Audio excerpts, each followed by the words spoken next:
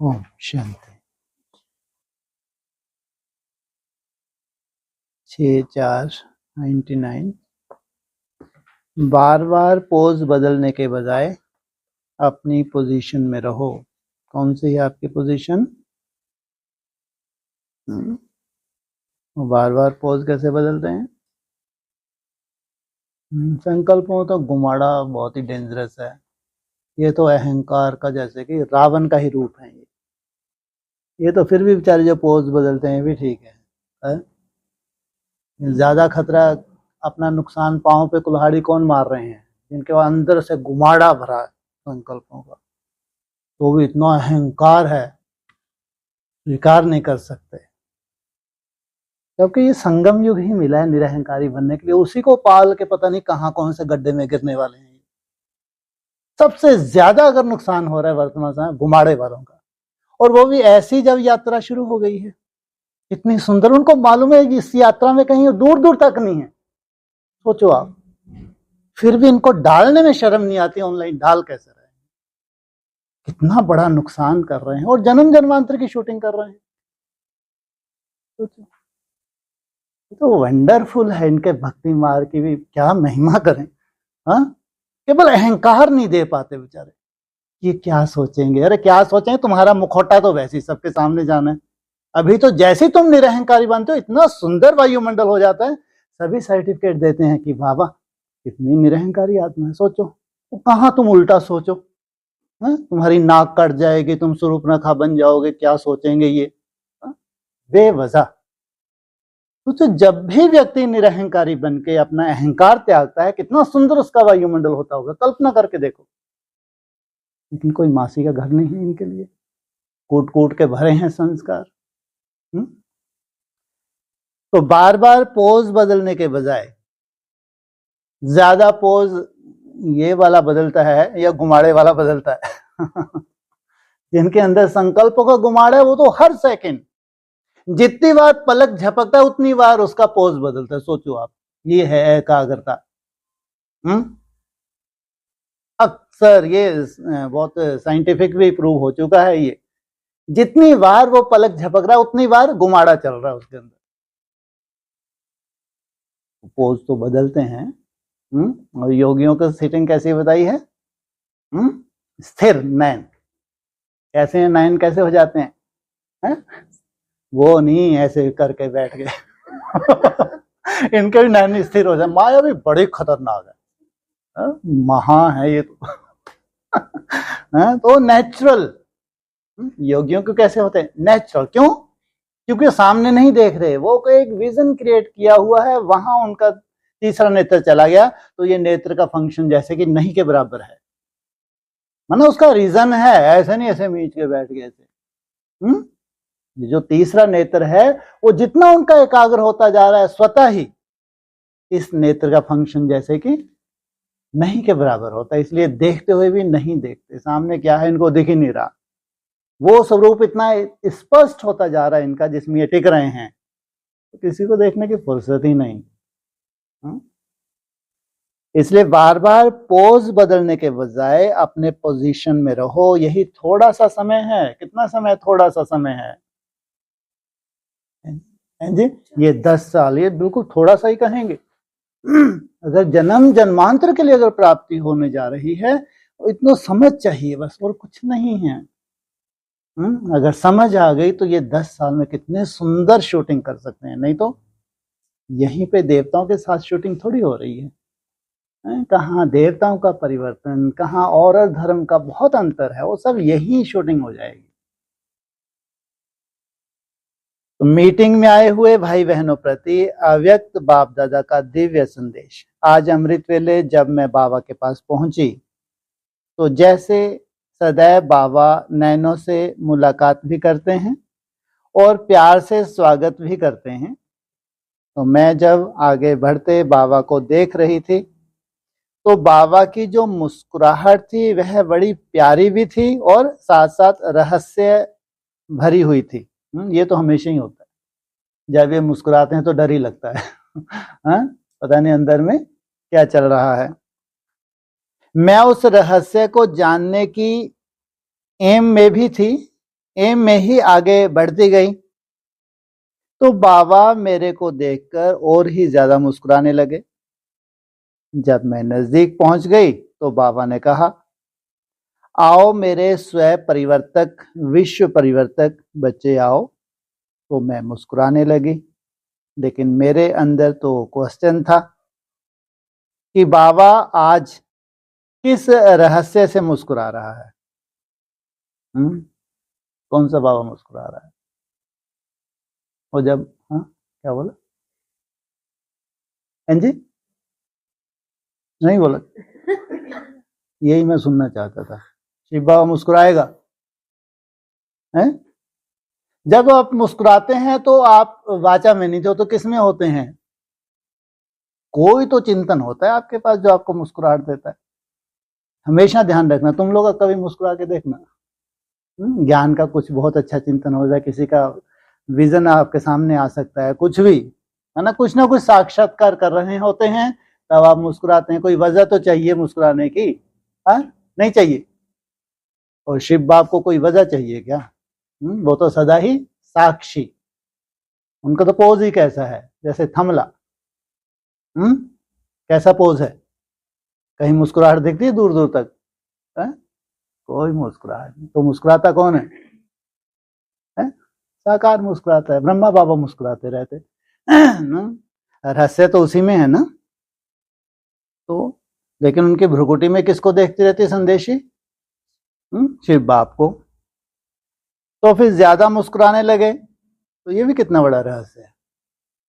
भ्रुकुटी में कौन? शिव बाप। और मुस्कुराहट साकार की। अजीब ड्रामा है। जब मैं नजदीक पहुंच गई तो बाबा ने कहा, आओ मेरे स्व परिवर्तक, विश्व परिवर्तक बच्चे आओ। तो मैं मुस्कुराने लगी, लेकिन मेरे अंदर तो क्वेश्चन था कि बाबा आज किस रहस्य से मुस्कुरा रहा है। बाबा मेरे इस संकल्प को जानते हुए भी पूछने लगा कि बच्ची क्या समाचार लाई हो। तो मैंने कहा, बाबा आज तो मीटिंग का समाचार लाए हैं। इस सीजन में आपने जो महावाक्य उच्चारण किए, प्रेरणाएं दी, उसके प्रति सभी आपको थैंक्स और याद प्यार दे रहे हैं। कितने समय की होती सीजन? लगभग जो भी सीजन चलती थी कितने समय चलती थी? लगभग कोई ऐसी कैलकुलेशन करने की बात है? 3 महीने। हाँ, लगभग 3 मास सीजन चलती थी, है ना। तो इस सीजन में आपने जो महावाक्य उच्चारण किए, प्रेरणाएं दी, उसके प्रति सभी आपको थैंक्स और याद प्यार दे रहे हैं। तो एक घड़ी के लिए बाबा जैसे एकदम कहाँ चला गया, ऐसे मुझे अनुभव हुआ। 1 सेकंड के बाद फिर बाबा ने कहा, अच्छा और क्या समाचार है?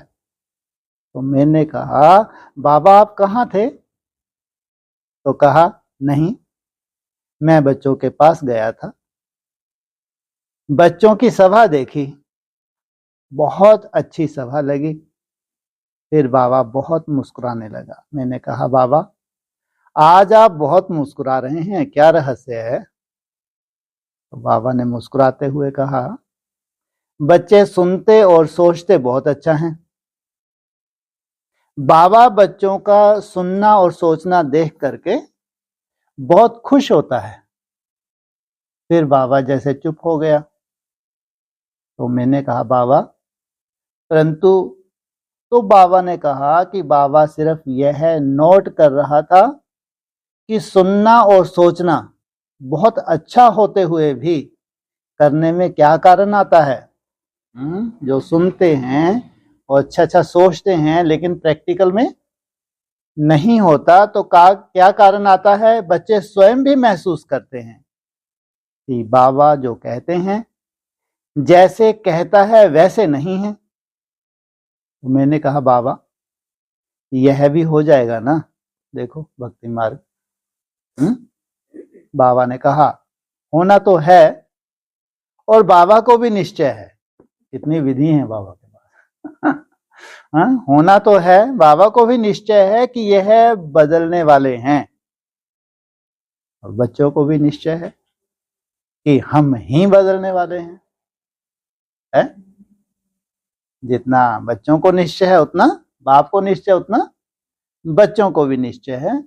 लेकिन बाबा ने कहा सिर्फ कारण क्या है कि बार बार जो सोचते या संकल्प करते हैं, तो जिस समय संकल्प करते हैं उस समय थोड़ा समय उसका असर रहता है, और फिर धीरे धीरे कोई ना कोई कारण से थोड़ी परसेंटेज कम होने लगती है। इसका कारण है कि बच्चे जो शुभ संकल्प परिवर्तन का करते हैं उसे बार बार अपने आप से रिवाइज नहीं करते। कई बच्चे रियलाइज भी करते हैं कि यह नहीं होना चाहिए, लेकिन रियलाइज करने के बाद जो दृढ़ संकल्प रखकर रोज वह रिवाइज करें कि हमको यह करना ही है, इसकी कमी है। कल भी शुरुआत कहाँ से की थी? हाँ, रियलाइज और फिर बार बार रिवाइज। तो इसको हल्के में नहीं ले सकते। कि आपको रियलाइज हो रहा है, बहुत अच्छी बात है, लेकिन ऐसा नहीं। और सबसे अच्छा रियलाइजेशन कब होता है? अमृत वेले। एकदम आत्मा ताजी होती है उस वक्त, एकदम ताजगी से भरपूर सतो प्रधान अवस्था होती है। सतो प्रधान अवस्था में जितना सुंदर रियलाइज हो सकता है वो पूरे दिन में नहीं होगा। बस उसको ये नहीं कि रियलाइज हो गया तो परिवर्तन हो गया। वो सतो प्रधान अवस्था रियलाइजेशन तुमको बीच में कई बार रिवाइज करना है ताकि वो ताजगी बनी रहे, वो तुम्हारे परिवर्तन का आधार बन जाए। तो बाबा ने कहा जैसे कोई भी चीज का, कमरे आदि का फाउंडेशन डालते हैं तो उसको इतना कूटते हैं जो वह धरनी पक्की हो जाए। देखो वो तो दुर्मुट क्या चलाते हैं, इतना दुर्मुट चलाओ क्या हो जाए, ये धरनी पक्की हो। किस रूप से पक्की हो जाए? दो तरह से पक्की होती है? हाँ, या तो फिर चिकना घड़ा, ये भी पक्कापन है अपने तरह का, या तो फिर जैसा बाबा चाहता है वैसी परिपक्व हो जाए। दो तरह का पक्का होता है। तो बाबा ने कहा ऐसे जो रियलाइज करते हैं उसे बार बार रिवाइज करो। उसकी कमी होने के कारण धीरे धीरे कोई बातें आती हैं तो वह बातें परसेंटेज को कम कर देती हैं। ऐसा कहते बाबा फिर मुस्कुराए। लो समाचार सुना के फिर क्या किया? मुस्कुरा दिए। मैंने कहा बाबा अभी भी आपके अंदर कोई बात है जो आप बहुत मुस्कुरा रहे हैं, थोड़ा बहुत मुस्कुराएं तो चले। तो बाबा ने कहा हाँ, मैं बच्चों की दो बातें देखता हूं। पहला, बाबा बच्चों को पोजीशन पर खड़ा करता है, बच्चे उस पोजीशन पर खड़े भी होते हैं, लेकिन पोजीशन के साथ साथ दूसरा अपने पोज मूड बहुत बदलते हैं। अभी अभी देखो तो बहुत पावरफुल योग में नैन और सूरत ऐसे लगती है जैसे सचमुच फरिश्ते हो गए हैं, और अभी अभी कोई बात आ गई तो एकदम शक्ल में फर्क पड़ जाता। एक सेकंड नहीं लगता इनका चेहरा बदलने में, एक सेकंड नहीं लगता, इतने कमजोर, पोज बदल जाता। तो बाबा जो भिन्न भिन्न पोज देखता है उस पर बाबा को हंसी आती है, हंसी आ रही है। फिर बाबा ने कहा बच्चे कहते हैं हमको बाबा से, दादियों से बहुत प्यार है। तो बाबा ने कहा प्यार का अर्थ क्या है? प्यार का अर्थ है जिससे प्यार है वह जो चाहता है वह करना। साकार में दादियों से जो प्यार मिलता है उसका रिटर्न क्या दिया? तो हमने कहा बाबा रिटर्न तो सब दुआएं दे रहे हैं। तो बाबा ने कहा दुआएं तो दे रहे हैं, लेकिन प्यार माना जो वह कहें वह करें। प्यार माना जो उनकी शिक्षाएं हैं उसके प्रति समर्पण। तो दादी को और अन्य सभी दादियों को बाबा जैसे सामने इमर्ज करके बहुत मीठी दृष्टि दे रहे थे। फिर बाबा बोले बाबा अभी यह देखना चाहते हैं कि कहां से भी कोई ऐसी कमजोरी की बात नहीं हो। शक्तिशाली पुरुषार्थ शक्तिशाली संबंध संपर्क और शक्तिशाली सेवा करते आगे बढ़ते रहें। सेवा भी कैसे? शक्तिशाली सेवा। हाँ, योग। और ये हमेशा ध्यान रखना, अक्सर पॉइंट, बिना सेवा के तुम अधूरे ही हो। अगर तुमको अधूरा ही रहना है तो बिना सेवा के तपस्या तुम्हारी अधूरी है। कर्म करते करते जितना तुम अटेंशन दे रहे हो, जैसा भी कर्म हो, कितना भी साधारण हो, वो 4 चांद लगाएगा तुम्हारी याद में, ध्यान रखना, नहीं तो फेलियर। और यहां तो कोई सेवा है भी नहीं। लेकिन जो भी है सेवा छीन लेनी चाहिए, क्योंकि सेवा में ही परफेक्शन मिलने वाली है। बिना सेवा के फेलियर थे, फेलियर हैं और सदा ही फेलियर रहेंगे। बैठ के देख लो क्या हालत होती है। ये तो सभी अनुभवी हैं। वही मन की दशा रहती है। रोज रोज ये बात रिवाइज होती है। जो मन की दशा तुम्हारी चलते फिरते में है, वही मन की दशा तुम्हारी बैठने से है। भक्ति मार्ग में आप भट्टे लगाते हैं, भट्टी में बैठते हैं तो घंटों बैठ जाते हैं। ठीक है, थोड़ी कि मन रुक गया इसलिए भाग गए, वो भक्ति मार्ग है। और कर्म करते करते जिसने बहुत अटेंशन दिया, तो सोचो उसके मन को जब बैठने को, फिर वो कितना सुंदर अटेंशन दे सकती है। ये बहुत बड़ी रिसर्च है। आप बैठ के देखो, आपके पास कोई कारण नहीं है कि मन को आप रोक ले। रोक के देखो, रुकेगा ही नहीं। और आप घूम के अपने को एक टारगेट देते हैं तो उसको एक टारगेट मिलता है मन को, इतने सेकंड मेरे को रुकना है। बैठ के कोई कारण ही नहीं है, कैसे रोकोगे? घंटों बर्बाद हो रहे हैं, घंटों, मिनटों की बात नहीं। सोचो आप, चल फिर के जो प्रैक्टिस कर रहा है उसके पास एक टारगेट है, कुछ सेकंड तक का उसने टारगेट। बैठ के कैसे टारगेट देंगे? दे सकते हैं? वो लगातार वो घुमड़ा चल ही रहा है, चल ही रहा है।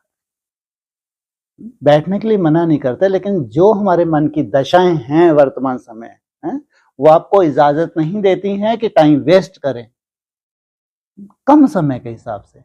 इसलिए कर्म योगी।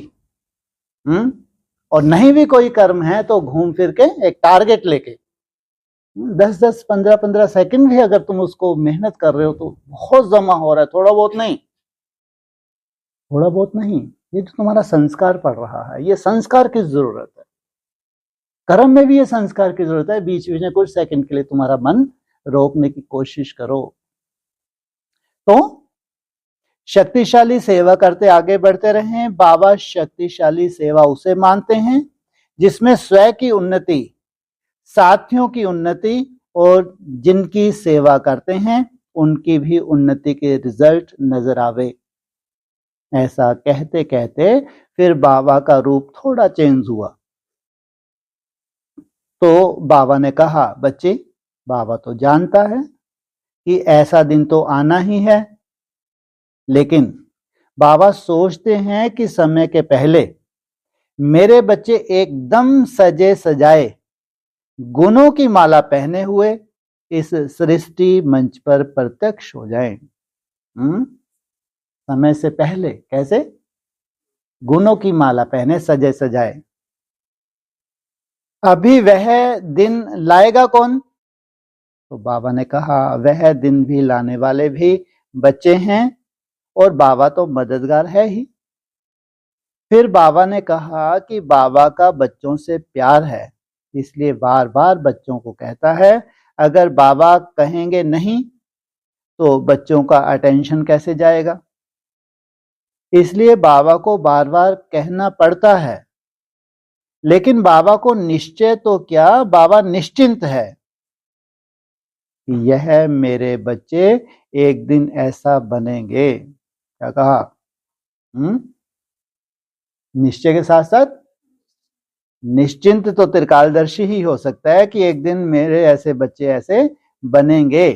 तो बाबा ने एक सेकंड में सारी सभा इमर्ज की और जैसे गुलाब के पुष्प होते हैं ऐसे बहुत खुशबूदार दिव्य गुणों की बहुत सुंदर सुंदर मालाएं इमर्ज हो गईं। और जैसे कोई ऑटोमेटिक मशीनरी थी जो सबके गले में वह चमकती हुई मालाएं पड़ गईं। ऐसी सभा लग रही थी जैसे राजाओं की रॉयल सभा हो गई।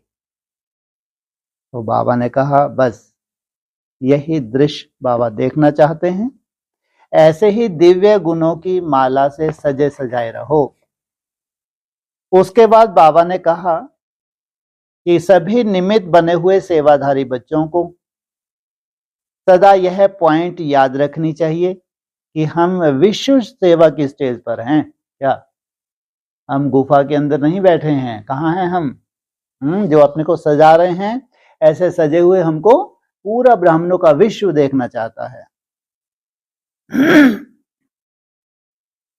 सेंटर पर नहीं है लेकिन विश्व की स्टेज पर हैं, तो स्टेज पर कितना अटेंशन से रहते हैं। ऐसी कोई चाल चलन नहीं हो जो देखने वाले इशारा करें।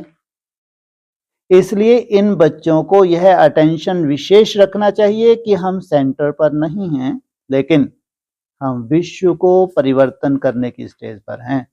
क्या हम विश्व को परिवर्तन करने की स्टेज? कौन सा विश्व है? हाँ, ब्राह्मणों का विश्व। तो स्टेज याद होने से अपनी स्टेज भी याद रहेगी और सदा बाबा की भी स्टेज जो है वह सामने रहेगी। तो स्टेज शब्द कभी भी नहीं भूलना। स्टेज पर हैं, स्टेज बनानी ही है और बाबा की स्टेज जैसा बनना ही है। यह स्मृति रहने से अटेंशन रहेगा कि हमारे से ऐसा कोई संकल्प भी ना हो जो उसका प्रभाव दूसरों पर पड़े। फिर बाबा ने कहा कि इस सीजन की लास्ट मुरली में भी बच्चों को इशारा दिया है कि बच्चे मेहनत मुक्त बनो। तो दादियों को भी अभी मेहनत से मुक्त करो और स्वयं भी मेहनत मुक्त बनो। क्या क्या बनो?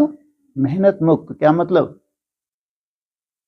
जैसे पहले तुम लोग मेहनत कर रहे उतना नहीं, उतनी मेहनत ना। अटेंशन जितना जास्ती होगा उतना ही क्या होने वाला है? कम समय में प्राप्ति ज्यादा होगी। और दादियों को भी क्या हो जाएंगी? क्या मेहनत कर रही हैं? उनकी तो ड्यूटी है छत्र छाया देना।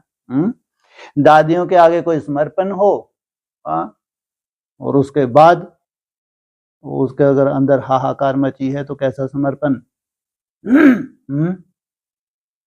किसको देना? वायुमंडल। तो खुद भी मेहनत से मुक्त और स्वयं भी भी मेहनत से मुक्त करो। किनको? दादियों को। और स्वयं भी मेहनत मुक्त बनो। ऐसा मेहनत मुक्त वर्ष मनाओ। फिर बाबा ने कहा बच्चे सभी बच्चों को बहुत बहुत बहुत बहुत याद प्यार देना और कहना कि मीटिंग बहुत अच्छी चल रही है, मेहनत भी अच्छी की है। जगदीश जी को भी याद दी और दादियों को भी विशेष याद दी और कहा कि मेहनत अच्छी की है और मेहनत का फल तो निकलना ही है। लेकिन बाबा सभी बच्चों को एक बात ही कहते हैं कि बच्चे खुद को भी माया की युद्ध से मुक्त करो और दादियों को भी मेहनत से मुक्त करो। ऐसे कहते बाबा ने छुट्टी दी और हम साकार वतन में पहुंच गए। नेक्स्ट है 21/4/99। वरदानों और दुआओं से प्रकृति का हिसाब किताब सहज चुकता हो जाता है। क्या? किससे? वरदानों और दुआओं से। चाहे जैसी भी तुम्हारी प्रकृति है मन बुद्धि की, चाहे तुम्हारा कोई प्राकृतिक रूप से इस स्थूल प्रकृति का कोई हिसाब किताब है तो सहज चुकता हो जाता है। प्यारे अव्यक्त बाप दादा का दिव्य संदेश आज विशेष अपनी प्यारी दादी जी के ऑपरेशन का समाचार लेकर बाप दादा के पास गई तो सदा बाबा मुस्कुराते मिलते ही हैं। मधुर मिलन मनाने के बाद बाबा बोले आज चलो तो एक दृश्य दिखाऊं। मैं बाबा के साथ साथ गई तो क्या देखा? सामने 2 पहाड़ थे जो चांदनी की लाइट समान बहुत सुंदर चमक रहे थे। लेकिन एक पहाड़ सारा गोल्डन फूलों से सजा हुआ था और दूसरा पहाड़ गुलाब के फूलों से सजा हुआ था। कैसे हैं ये पहाड़? एक पे गोल्डन फूल, दूसरे के खुशबूदार गुलाब के फूल। दोनों के ऊपर दादी जी खड़ी थी। बता क्या बैलेंस है। हैं, ऐसा नहीं एक के ऊपर ही खड़ी थी, गोल्डन ही ठीक है, हैं? लेकिन दिव्य गुणधारी खुशबूदार फूल भी चाहिए। और दादी जी का वरदानी हाथ चारों ओर वरदान दे रहा था। देखने में यह दृश्य दिल को बहुत आकर्षित करने वाला था। मैं देखती रही। बाबा ने पूछा, बच्ची इसका रहस्य जानती हो? मैं मुस्कुराई। बाबा बोले, बच्ची यह गोल्डन फूलों का पहाड़ जो है, यह बच्ची को बाप दादा द्वारा इतने जो वरदान मिले हैं, यह उन्हीं वरदानों का पहाड़ है।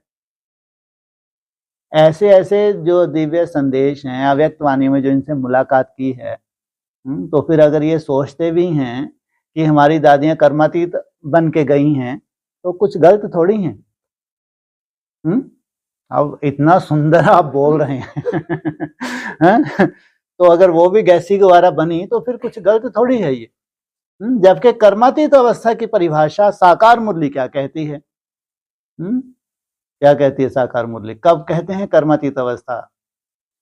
जब शरीर तुम्हारा सतो प्रधान बन जाए, एक भी कर्म भोग ना रहे। आत्मा अगर सतो प्रधान बन गई, अगर शरीर सतो प्रधान नहीं बना है तो कर्मातीत अवस्था नहीं है। और अंत में दादियों को क्या हुआ ना, तो कोई ना कोई कर्म भोग तो था ना, है ना? माने कर्म भोग कोई बड़ी बात नहीं है। कर्म भोग भोगना वो कोई बड़ी बात नहीं है, लेकिन इससे ये सिद्ध तो होता है कि लास्ट में जो स्टेज होनी चाहिए थी वो तो कम से कम नहीं थी। इसलिए फिर नया जन्म लेके फिर क्या कर रही हैं अभी? पुरुषार्थ, विशेष तपस्या। तो उन्हें वरदानों का पहाड़ है। दूसरा है बाप और सर द्वारा जो दुआएं मिली हैं, उन दुआओं का पहाड़ जो गुलाब के फूलों में सजा हुआ है। तो जिस आत्मा को इतने वरदान और इतनी दुआएं मिली हैं, उसके लिए यह प्रकृति का हिसाब क्या बड़ी बात है? सहज ही है ना। साथ में क्या चल रहा है उनके? प्रकृति का हिसाब तो सहज ही है। थोड़ा दर्द होता है, ऐसा नहीं है कि बेदर्द है।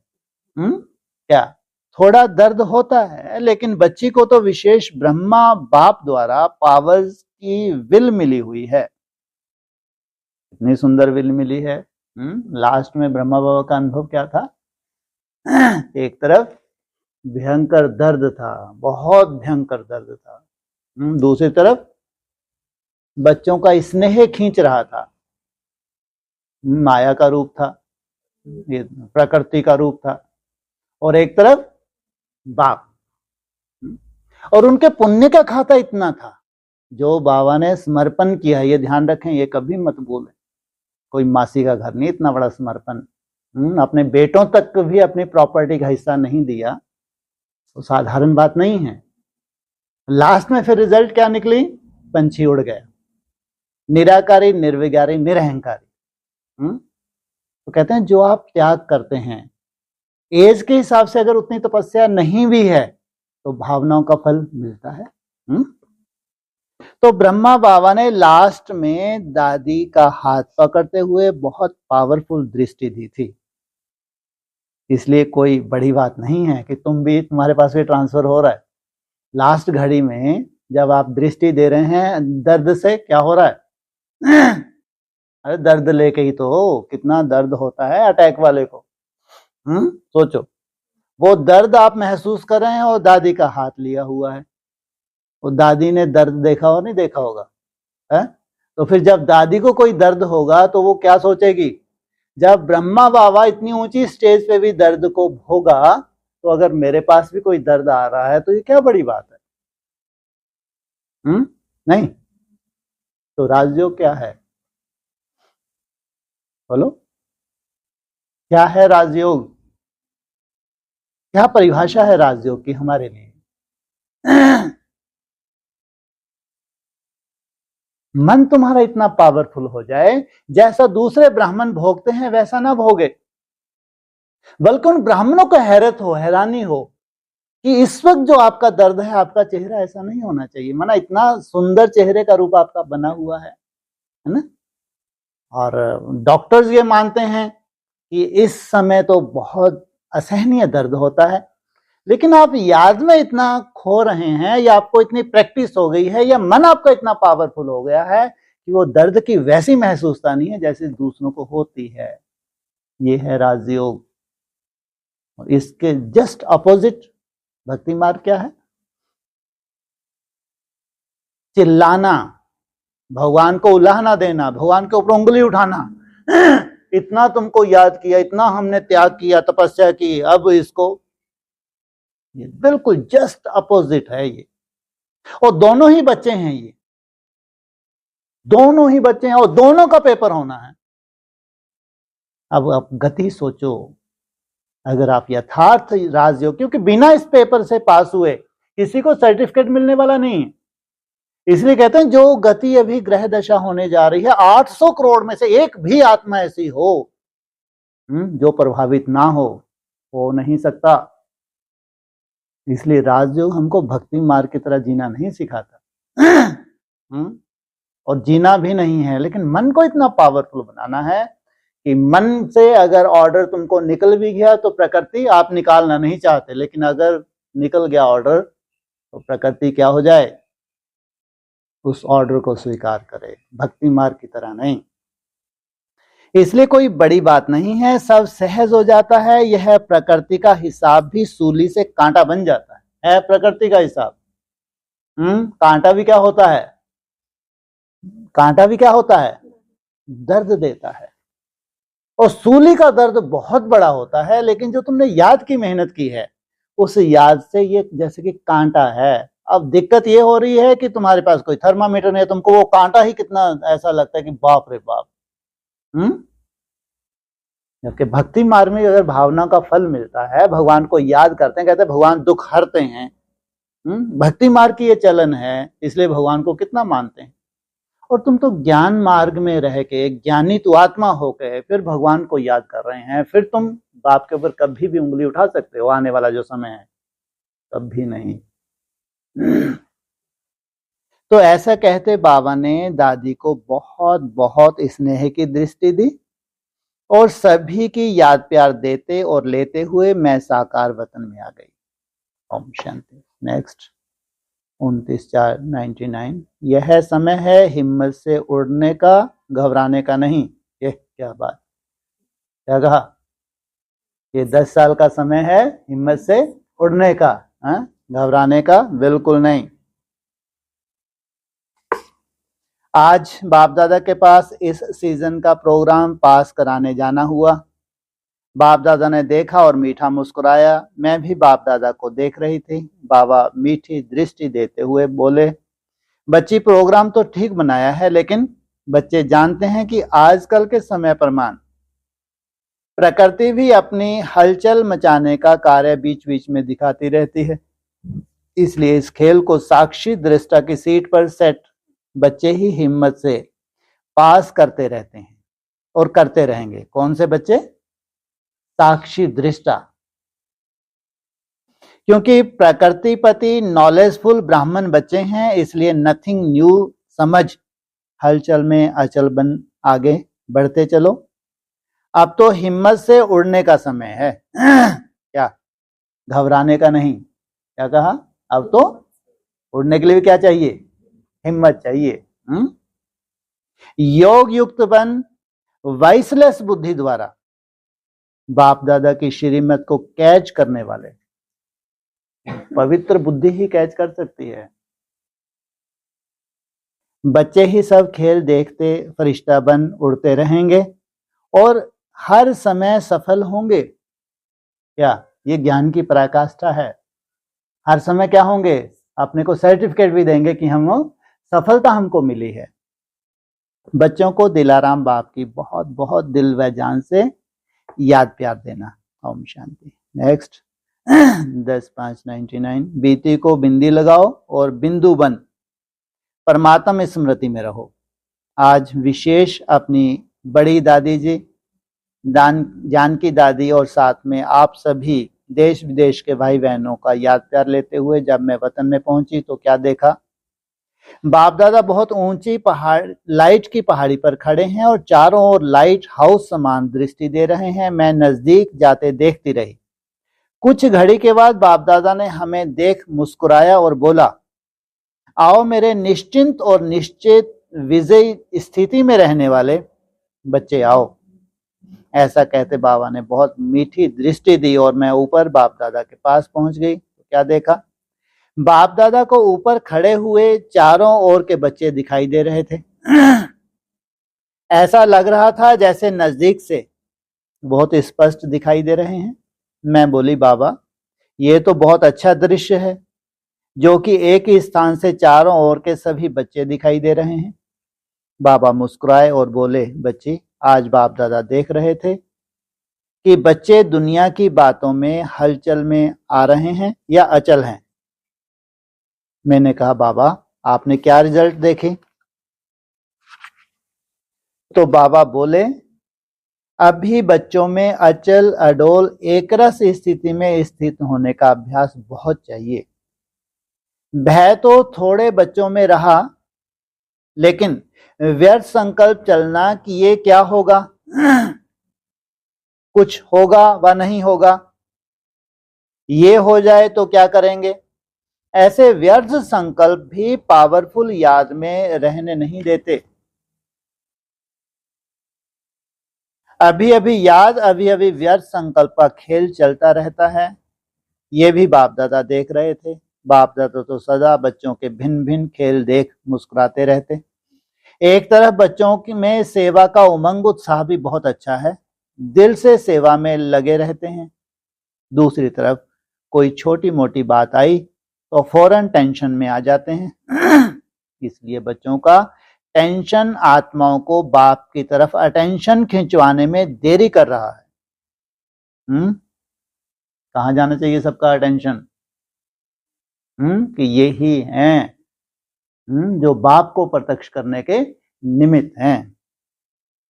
बाबा बच्चों से पूछते हैं, हे मायाजीत प्रकृति जीत बच्चे, आपने ही तो प्रकृति को ऑर्डर दिया है कि अब विश्व की सफाई करनी है।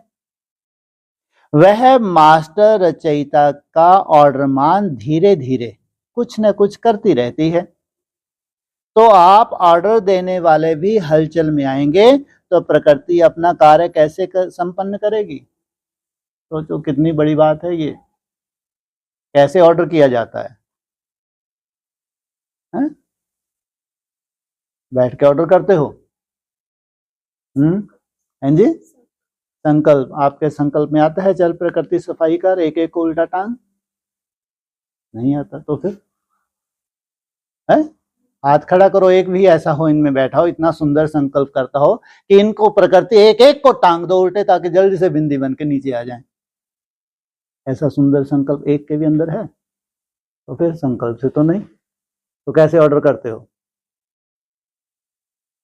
जितना तुम बीज रूप अवस्था में टिक रहे हो, ये है ऑर्डर। इसलिए जो जितना पीछे है उसको थोड़ी बहुत आंच लग सकती है। हाँ, पीछे मुड़ के देखा उसने, लेकिन लगड़ाते लगड़ाते ही दौड़ रहे हैं, हिम्मत कोई आंच नहीं। होता है ना कभी कभी, आप पीछे मुड़ के देखा ज्यादा पीछे है बेचारा, लेकिन हिम्मत नहीं हारी है उसने, ऐसे ऐसे दौड़ा ही चला जा रहा है, तो उसकी सेफ्टी होगी नहीं होगी? होगी। इसलिए प्रकृति को जैसे जैसे तुम बीज रूप अवस्था में टिकते जाओगे, स्वतः ही प्रकृति कार्य कर रही है। तो सबसे पहले प्रकृति का प्रभाव किनके ऊपर आता है? जो भी रचना पीछे पीछे दौड़ रही है, तो प्रकृति उनमें से कम करने की, माया उनमें से कम करने की कोशिश करेगी नहीं करेगी? है? ये मंजिल तक वो जो फीता कटा हुआ है उसको टच करने वाले ही हैं, तो इतने ढेर के ढेर दौड़ रहे हैं। तो इनमें से जितनों ही पकड़ सको, कोशिश करेगी नहीं करेगी? पकड़ पाएगी नहीं पाएगी ये बात अलग है। तुम हिम्मत ही नहीं हारे तो तुमको क्या पकड़ेगी वो?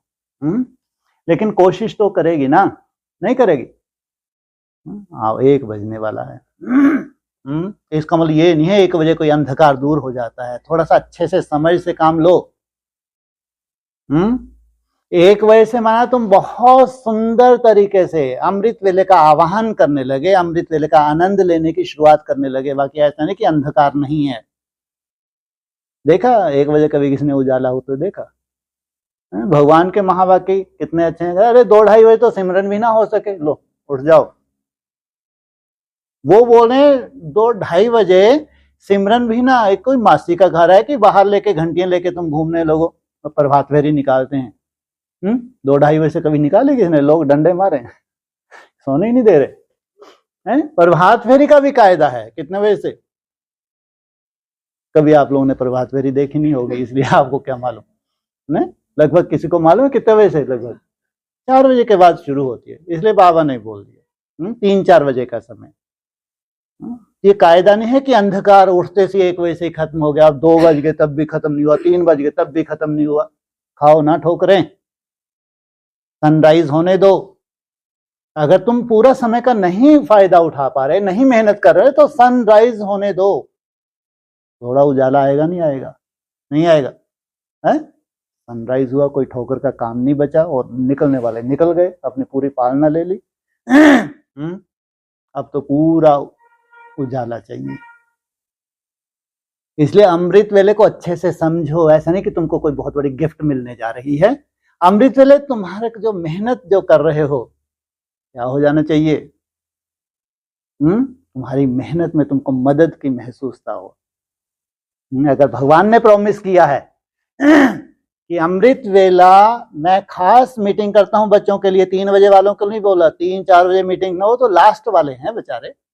1 बजे से मीटिंग शुरू की, अब तुम 1 बजे उठे हो, पहले तुम है ना, फिर 2 बजे, फिर 3 बजे, फिर तो लात मारते हैं। भक्ति मार्ग मुर्दाबाद, कोई रिलेशन नहीं। ज्यादा से ज्यादा मीटिंग कितने बजे तक चलती होगी? इनसे मिलो। और 3 बजे उठे हैं, उनके साथ कोई मीटिंग ही नहीं हो पाई। अरे 3 घंटा 45 मिनट तो मीटिंग, कौन सा थक रहे हैं वो? मीटिंग में कौन सा बतियाना पड़ रहा है उनको, है ना? 3 घंटा 45 मिनट मीटिंग चलती है। लास्ट वाले का अधिकार है कम से कम कितने घंटे? 3 बजे से लेके 4:45, 1 घंटा 45 मिनट। इतना तो कम से कम उसका अधिकार है। इसने हिम्मत किया रखने की। 3:30 वाला नहीं है, मरने वाला नहीं है। 4 बजे वाले तो प्रजा क्वालिटी चाहिए। किसका? कितनी कैटेगरी की?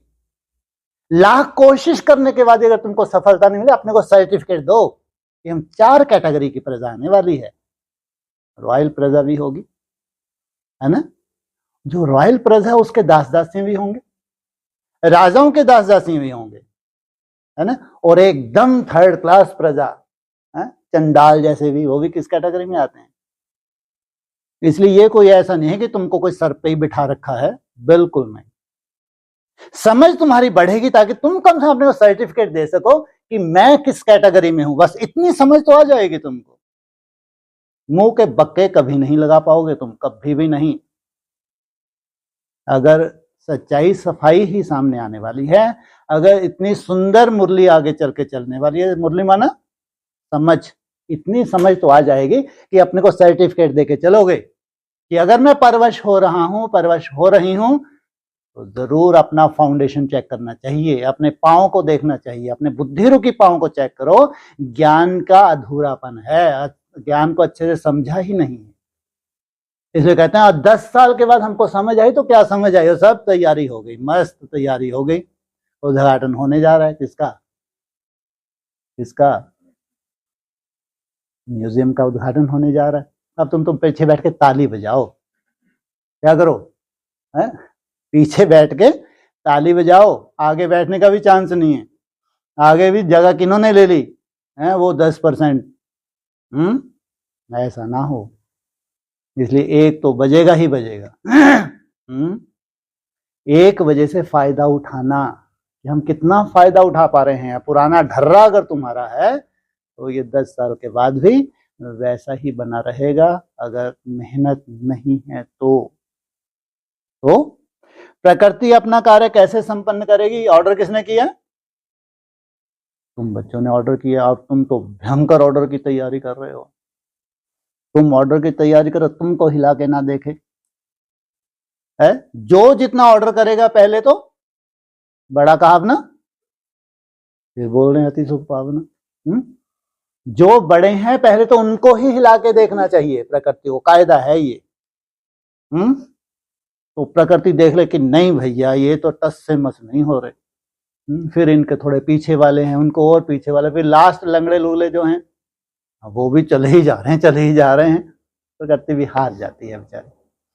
माया की क्या दशा होती है, आईसीयू में पहुंच जाती है। पूरा हिम्मत हारी नहीं हारी, नहीं हारी हिम्मत, लास्ट में माया भी हिम्मत हार गई। कहां जाके हिम्मत हारी है, कहां, आईसीयू। निरंतर जबकि मैं उसको देख रहा हूं वहां भी उसने नहीं छोड़ा। निरंतर कहां होता है तुम्हारा आईसीयू बनने जा रहा है, बोलो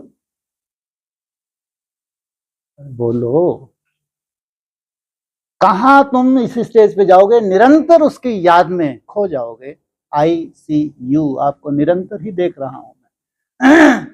बोलो हैं जी, सतयुग में इनसे मिलो, हिमालय में सोचो आप, जहां सिवाय बाप के तुम्हारे कुछ भी नहीं है, वहां तक भी तुम्हारा फाउंडेशन हिलाती है। तो तुम तो सोच भी ना सको कि यहां तक भी फाउंडेशन हिलाता, और इतना भयंकर कि तुम तो आउट ही हो जाओ।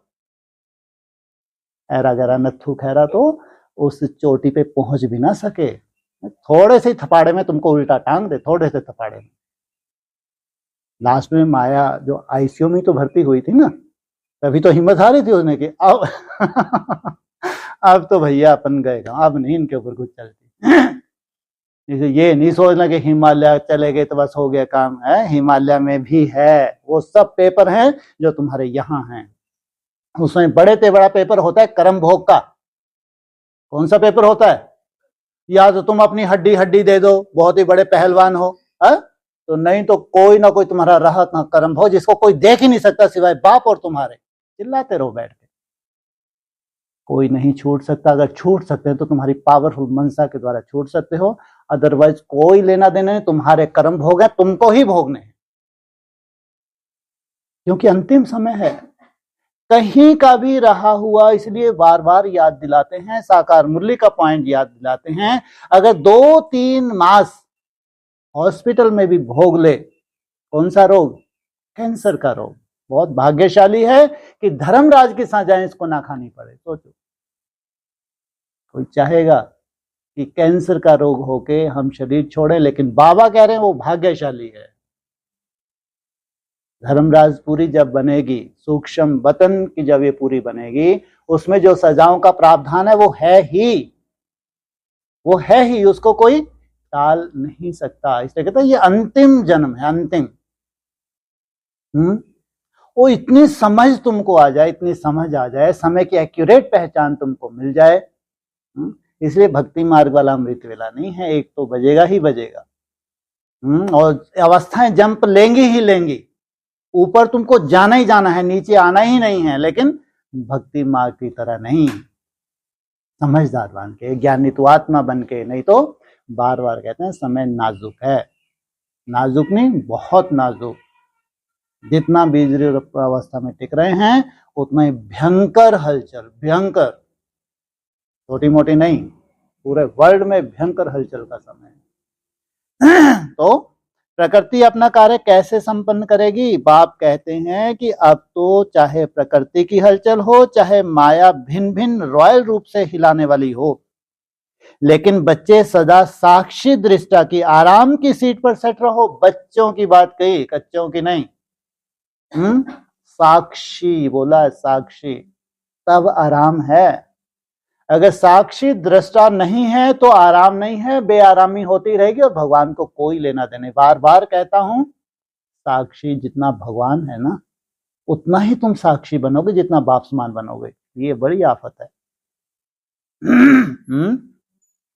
जितना बाप समान बनते जाओगे उतना ही क्या होगा, साक्षी दृष्टा की स्टेज में जाओगे तुम। इसलिए हिसाब किताब, योग बल से हिसाब किताब चुकतू होते हैं। बीज रूप अवस्था जो थोड़ा थोड़ा निसंकल्प हो रहे से तीव्र गति से हिसाब तक युक्त होते हैं, ये ज्वाला स्वरूप अवस्था बोली है व्यक्तवाणियों में कि हमारा जो जटिल मन है, उस मन को कंट्रोल कर लेना, मन इतना पावरफुल हो जाए कि पूरी तरह से तुम्हारी मदद करने लगे, टोटली भक्ति मार्ग तुम्हारा छूट जाए, इतना पावरफुल बन जाए कि जन्म जन्मांतर के लिए सुखदायी बन जाए, इतना सुख तुमको दे, इतनी सुंदर शूटिंग तुम्हारी यहां हो जाए कि जन्म जन्मांतर के लिए वो शूटिंग तुम्हारी, वो संस्कार तुम्हारा, वो मन बुद्धि का संस्कार कहां बन गया, यहां राजयोग में बन गया। तो साक्षी दृष्टा की आराम की सीट पर सेट रहो, कभी सेट कभी अपसेट, यह खेल बहुत खेला, क्या कभी सेट कभी अपसेट, बहुत खेला, अब तो समय इंतजार कर रहा है बाप की प्रत्यक्षता का पर्दा खोलने का, समय इंतजार कर रहा है। फिर भी मेरे हीरो पाठधारी बच्चे सदा सर्व शक्ति संपन्न एवर रेडी नहीं बने हैं, इसलिए डबल खेल खेलते रहते हैं। अब बाप कहते हैं बीती को बिंदी लगाओ, बिंदी बाप समान बिंदी स्वरूप बन, परमात्म स्मृति स्वरूप सदा रहो। ऐसी ऊंची ऊंची पहाड़ी पर ये रूह रेहान होते हुए बहुत बहुत आनंद आ रहा था। कौन आनंद ले रही थी? संदेशी बहुत आनंद ले रही थी। उसके बाद बाबा ने दादी की तबीयत की खुशखबरी सुनाई। क्या खुशखबरी होती है तबीयत की? अगर वो प्रकृति जीत है तो खुशखबरी है। अगर प्रभावित नहीं हुई तो उसको क्या कहेंगे? रोना धोना कहेंगे, खुशखबरी कहेंगे। राजयोग क्या कहता है? खुशखबरी है। बाबा बोले बच्ची को तो बाप दादा की साकाश चलाती उड़ाती रहती है।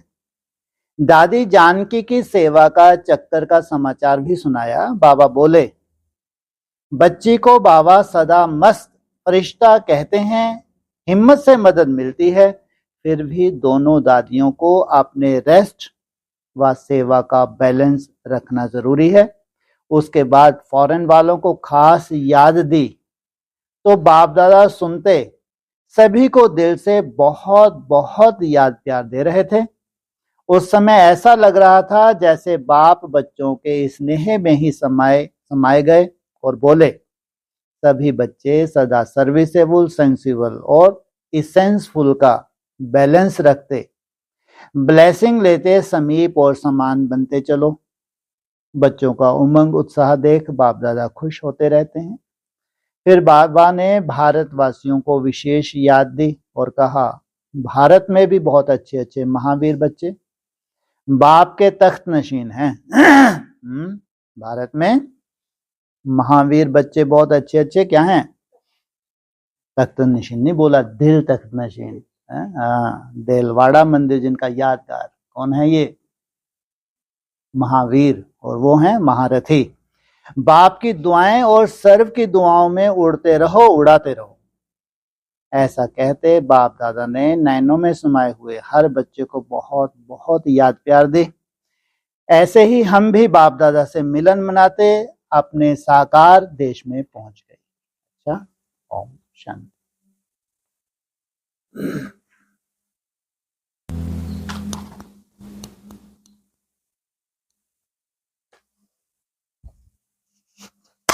इसको हार को अभी पहन रहे तो सदा पहन कर रखूं, थोड़ा गोल्डन नहीं है। हाँ जी बोलो।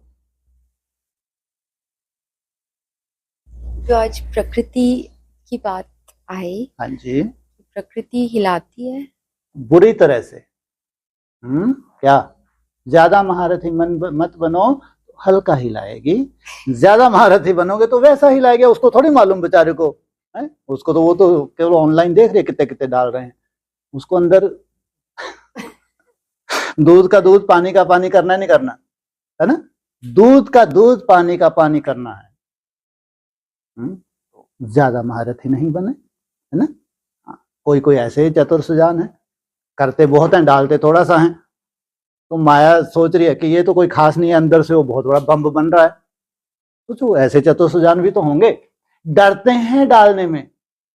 करते बहुत अच्छा है, डालते बहुत कम है। तो ये तो जैसे पर्दे के अंदर इनको नजर ही नहीं लगने देता बाबा। माया रहती है तो कोई खास महाराज, इनको क्या पकड़ना, भी तो उनको पकड़ो। ये भी खेल है, ये लीला है, वंडरफुल लीला है, चलनी है और चल रही है। प्रकृति का रूप विकराल होना है और होना भी चाहिए। उसके बाद हमारी जो आने वाली दुनिया है, जो प्रकृति हमारी दासी होगी, माया हमारी दासी होगी, ऐसा कभी हुआ है? दुनिया में विकराल रूप हो रहा है प्रकृति का। सोचो, कोई समाधान नहीं है साइंटिस्ट के पास, दुनिया के पास कोई समाधान नहीं है। लेकिन आपकी दुनिया हैरानी होगी कि अरे सब जगह हाहाकार मची, ये छोटा सा संगठन, कोई प्राकृतिक प्रकोप नहीं, एकदम प्रकृति बैलेंस में है। माया का कोई रोल ही नहीं है, माया है तो दासी रूप में है। सबसे पहले समर्पित होने का चांस जो मिल गया, कितनी खुशी होती होगी उसको, कितनी भाग्यशाली हूं, कितनी मर्यादा वाली रही होगी। ऐसी चांस मिल जाता है क्या? ऐसे तो नहीं मिलता है। प्रकृति तो अपना रूप दिखाएगी। हाँ जी, इतना बस। हाँ जी। और भाई साहब, जब हम ड्रिल करते हैं, हाँ जी, तो ये सब जो भी ड्रिल है वो एक काइंड ऑफ इमेजिनेशन, एक कल्पना ही है बिल्कुल। कि जैसे अब प्रकृति में मैं आत्मा बैठी हूँ, हाँ जी, किरणें निकल रही हैं। ठीक है। इससे जो आपने कहा था एक बार कि मन की कंट्रोलिंग और रूलिंग पावर हाँ स्ट्रांग जी, बनती हाँ है। जी, हाँ। लेकिन एक्चुअली में तो जो हो रहा है वो एक्चुअली में है तो इमेजिनेशन, और हर एक की अपनी अपनी आपकी जो मन बुद्धि हो सूक्ष्म है, स्थूल तो है नहीं। है ना? अब उसको आपको ट्रेनिंग देनी है, मन को ट्रेनिंग देनी है, स्टॉप। अब मन आपका कहीं भी जा रहा है, लेकिन आपकी ट्रेनिंग होगी स्टॉप, रुक गया। बुद्धि की ट्रेनिंग होगी, तीसरा नेत्र इतना सूक्ष्म हो गया, इतना सूक्ष्म हो गया, जैसा विजन बनाना चाहते हो वैसा बनने लगा। तो ये है ही दोनों शक्तियां सूक्ष्म, तो उनकी ट्रेनिंग भी तो सूक्ष्म होगी ना। जबकि उस आधार से हम शरीर को चला रहे हैं। तुम्हारे शरीर का आधार क्या है? आत्मा ही तो है ना। आत्मा में मन बुद्धि संस्कार तो प्रॉपर्टी है जो साथ में जाती है। लेकिन मुख्य दो शक्तियां हैं, कौन कौन सी? मन और बुद्धि। हमारे कर्म वैसे ही वैसे बने रहें जैसे 63 जन्मों के थे। और कहां इतनी सुंदर तुम्हारी मन बुद्धि की ट्रेनिंग हो गई, जो राजयुक्त ट्रेनिंग भगवान देना चाहता है, समझ सहित जो ट्रेनिंग देना चाहता है, जिसमें अव्यक्त वाणी में तुम्हारा सुंदर एक भविष्य के उसमें पूरा चित्रण है। कहां वो ट्रेनिंग तुम्हारी होनी चाहिए वर्तमान? कहां तुम परवश बने रहो? तो वो तभी संभव है, व्यक्तवाणियों की जो डायरेक्शंस हैं, जब तुम्हारी मन बुद्धि इतनी सूक्ष्म हो जाए, तुम्हारे कंट्रोल में आ जाए, तुमसे कोई भूल ही नहीं हो रही है, तुम्हारी पूरी कर्म इंद्रियां सधी हुई हैं, उसके बाहर जाती ही नहीं है, इतना सुंदर श्रृंगार हो जाता है। तो ये हमारी शक्तियां जो है, मन और बुद्धि है, सूक्ष्म शक्तियां हैं, तो इनकी ट्रेनिंग सूक्ष्म ही तो होगी ना, स्थूल रूप तो नहीं हो सकता ना। तो इसलिए सूक्ष्म है राजयोग, इनको ऑर्डर करना। इस लगा तुम्हारा जो तीसरा नेत्र है, डिवाइन इंसाइट, इतना सूक्ष्म हो जाए, इतना क्लियर, नो विजन इतना क्लियर हो, जैसे बिल्कुल तुम कोई पिक्चर देख रहे हो, सोचो आप, और उस पिक्चर में तुमको कल का दृश्य दिख जाए, कल ये होने वाला है। ये है ज्ञान मार्ग। भक्ति मार्ग में तुम्हारे स्वप्न में आया कल क्या होने वाला है, तुम्हारी आंखें बंद हो गई, तुम गुम हो गए, तुमको दृश्य दिखाया गया कल क्या होने वाली है, भक्ति मार्ग। ज्ञान मार्ग में तुम सेंसलेस नहीं होते हो, एक विजन होता है, इतना स्पष्ट विजन होता है, उसमें तुमको सब कुछ दिखता है। ये है ज्ञानी तू आत्मा। तो इसमें क्या हो रहा है, तुम्हारा जो तीसरा नेत्र है वो मेन टारगेट है तुम्हारा। वो तभी होगा जितना मन के ऊपर तुम्हारी कंट्रोलिंग होगी। अगर मन के ऊपर कंट्रोलिंग नहीं है तो तुम्हारा तीसरा नेत्र इतना एकाग्र, इतना सूक्ष्म हो जाए, संभव ही नहीं है। ये नौबत आ जाए कि मन का फंक्शन टोटली स्टॉप, तीसरा नेत्र सदा ही तुम्हारा चमक रहा है, उस पॉइंट ऑफ लाइट में तुम टिके हुए हो। ये है तुम्हारी लास्ट स्टेज, यहां तक हमको जाना है। ये है राजयोग। और वो संस्कार आत्मा में समा गए, वो संस्कार तुम्हारे जन्म जन्मांतर तुम्हारे साथ चलते हैं। सोचो, जन्म जन्मांतर की ट्रेनिंग है ये राजयोग। ऐसा कभी चांस मिला पूरे कल्प में कि ना भगवान कभी आया था, ना ऐसी ट्रेनिंग का कभी चांस मिला। तो भगवान आया तो वो ट्रेनिंग का चांस मिला। इसलिए सबसे बड़ा चांस अगर होता है, चांसलर अगर कहते हैं, तो किनको किनको कहेंगे? इस राजयोग का सबसे ज्यादा फायदा उठाने वाले कौन हो सकते हैं? हैं जी? निर्बंधन। निर्बंधन कम होते हैं आप। कौन सबसे ज्यादा निर्बंधन? कन्याएं भी कब? कन्याएं तो घरों में भी बैठी हैं, तो इनको निर्बंधन कहेंगे क्या? जब चाहे मोबाइल में कचरा देखें, और ही बंधन डल रहे हैं, और ही बंधन। कन्याएं तो संसार में कन्या ही नहीं है क्या? उनको क्या कन्या नहीं बोले क्या? उनको निर्बंधन कहेंगे क्या? उतना ही माया तो उनके हाथ में है। तो बहुत कम एज में, 10-12 एज में इतने बड़े बंधन में चल जा रही है कन्या कि कल्पना भी नहीं कर सकते। सोचो, जिस मायावी दुनिया से भगवान तुमको छुड़ाने आया है, उसमें 5-7 साल से लेकर 10-12 साल तक पूरी तरह मायावी दुनिया में चले जाती है कन्या, उसको कन्या कहेंगे? सोचो आप। और इस मायावी दुनिया से भगवान छुड़ाने आया है, तो कहां है निर्बंधन? समर्पण, मात्र समर्पण, और कहीं चांस नहीं है। जो विशेष राजयोगी बनने वाली आत्मा है, उनके भाग्य में है कि वो समर्पित होती हैं, तब जाके राजयोग की ट्रेनिंग होती है। उसके लिए समय आपको बहुत चाहिए। जब समर्पित होते हैं तो समय की, सबके पास, तुम्हारे पास समय ही समय है। बहुत समय चाहिए। कोई राजयोग ऐसा मुट्ठी से सिद्ध नहीं हो जाता, जम दे जाम दे नहीं होता। सालों लगते हैं इसमें, सालों अपने को रगड़ना पड़ता है, तब जाके मन की कंट्रोलिंग पावर, वो तीसरा नेत्र तुम्हारा एकाग्र होता है। टाइम लगता है। इसलिए प्राप्ति भी जन्म जन्मांतर की है। प्राप्ति कोई एक जन्म की नहीं है। अभी तक हमारा भक्ति मार्ग में जितना भी चला, कितने जन्म की प्राप्ति हुई थी? भावनाओं का फल मिलता था, कितने जन्म की? एक जन्म की। सोचो आप, यहां 84 जन्मों की तुम्हारी प्राप्ति होने जा रही है। तो ट्रेनिंग साधारण होगी क्या? इसलिए पूरी तरह समर्पण, चाहे कन्याएं हैं चाहे माताएं हैं। इसलिए बिना समर्पण के तो चाहे 8 हो, 108 हो, 16,000 हो ही नहीं सकते। मुंह के बक्के लगा सकते हैं, कायदा नहीं है। राजयोगी के लिए एकदम निर्बंधन, मना समर्पण हुए बिना तुम्हारे भाग्य में अगर नहीं है, तो समर्पण भी तुम्हारे भाग्य में नहीं है, तुम्हारे अपने हिसाब किताब। तो ये कल्पना नहीं करो कि हम 16,000 में आ जाएंगे, 108 में आ जाएंगे। बिल्कुल नहीं। ऐसा जबरदस्ती अपनी बुद्धि में क्यों पालना, जबकि साकार मुरली स्पष्ट हर चीज करती है। और तुमको हो आगे चल के हम समर्पित हो ही जाएंगे। क्यों नहीं हो जाएंगे? तो मिलेगा भी तुमको उतना ही तो मिलेगा। टाइम सीमा एक निश्चित है, या तुम्हारे लिए स्पेशल कोई टाइम देंगे? हाँ बोलो, निश्चित है। हाँ, इतनी गुंजाइश है, कोई बांधेली है, कोई बांधेला है, घर में रह के बहुत मेहनत कर रहा है, तो ऑलरेडी मेहनत कर रहा है ना, तो उसके लिए कोई अलग से थोड़ी मिल रहा है।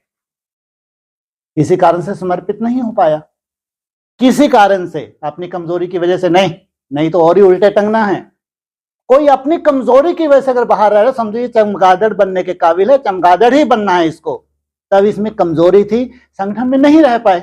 क्योंकि संगठन में भी तो तुम्हारी ट्रेनिंग है कि तुमको सर पे बिठा लेंगे क्या संगठन में? आओ सर पे बैठो हमारे आके, वायुमंडल खराब करो। कायदा है क्या? बिल्कुल कायदा नहीं, आउट। संगठन भी एक ट्रेनिंग है। संगठन माना एक ट्रेनिंग कैंप। तो बहुत भाग्यशाली है जो निर्बंधन हो। अगर बंधन है तो तुम्हारा अपने ही हिसाब किताब है। हाँ, बंधन में रहते हुए जो तुम मेहनत कर रहे हो, वो मेहनत तुम्हारे अपने संस्कार बना रही है, वो मेहनत। लेकिन बिना समर्पित हुए कायदा नहीं है कि बहुत बड़े तुम राजयोगी बन जाओ, जन्म जन्मांतर के लिए प्रिंस प्रिंसेस बन जाओ। राजाओं की तो बात ही नहीं है। राजा तो जरूर एक्स्ट्राऑर्डिनरी होंगे, है ना, और महाराजा तो बिल्कुल उसकी कल्पना ही नहीं की जा सकती। ये ट्रेनिंग है। राजयोग एक पढ़ाई है, ट्रेनिंग सेंटर है, चाहे समर्पित है चाहे बाहर रह रहे हैं। किसी के हिसाब किताब किसी से कोई रिलेशन नहीं है, सबके अपने अपने हिसाब किताब, हिसाब किताब चुकतू करने ही पड़ते हैं। याद सिद्ध होने में टाइम लगता है, उसमें बहुत धैर्यता चाहिए होती है। समर्पित का मतलब ये नहीं है कि तुम्हारी याद सिद्ध होने का कोई ठेका उठा लिया भगवान ने, है ना। टाइम लगता है, धैर्यता चाहिए, लेकिन कम से कम प्रैक्टिस के लिए बहुत समय है। बहुत से बंधन जो कम से कम जो अन्न दोष और संग दोष बाहर लगता था, उससे तो कम से कम सेफ्टी हो गई। भगवान कहता है जो खिलाएं, जैसा तुमको रखें, तो भगवान की प्लानिंग कितनी सुंदर होगी तुम्हारे लिए। जो भविष्य की प्लानिंग है, सुंदर से सुंदर प्लानिंग होगी। अगर महावाक्य ये आ गया, जो पिलाएं, जैसा खिलाएं, जैसा रखें, उसमें ही अगर राजी रहते हैं, तो भगवान से अच्छी प्लानिंग कोई कर सकता है तुम्हारे भविष्य की।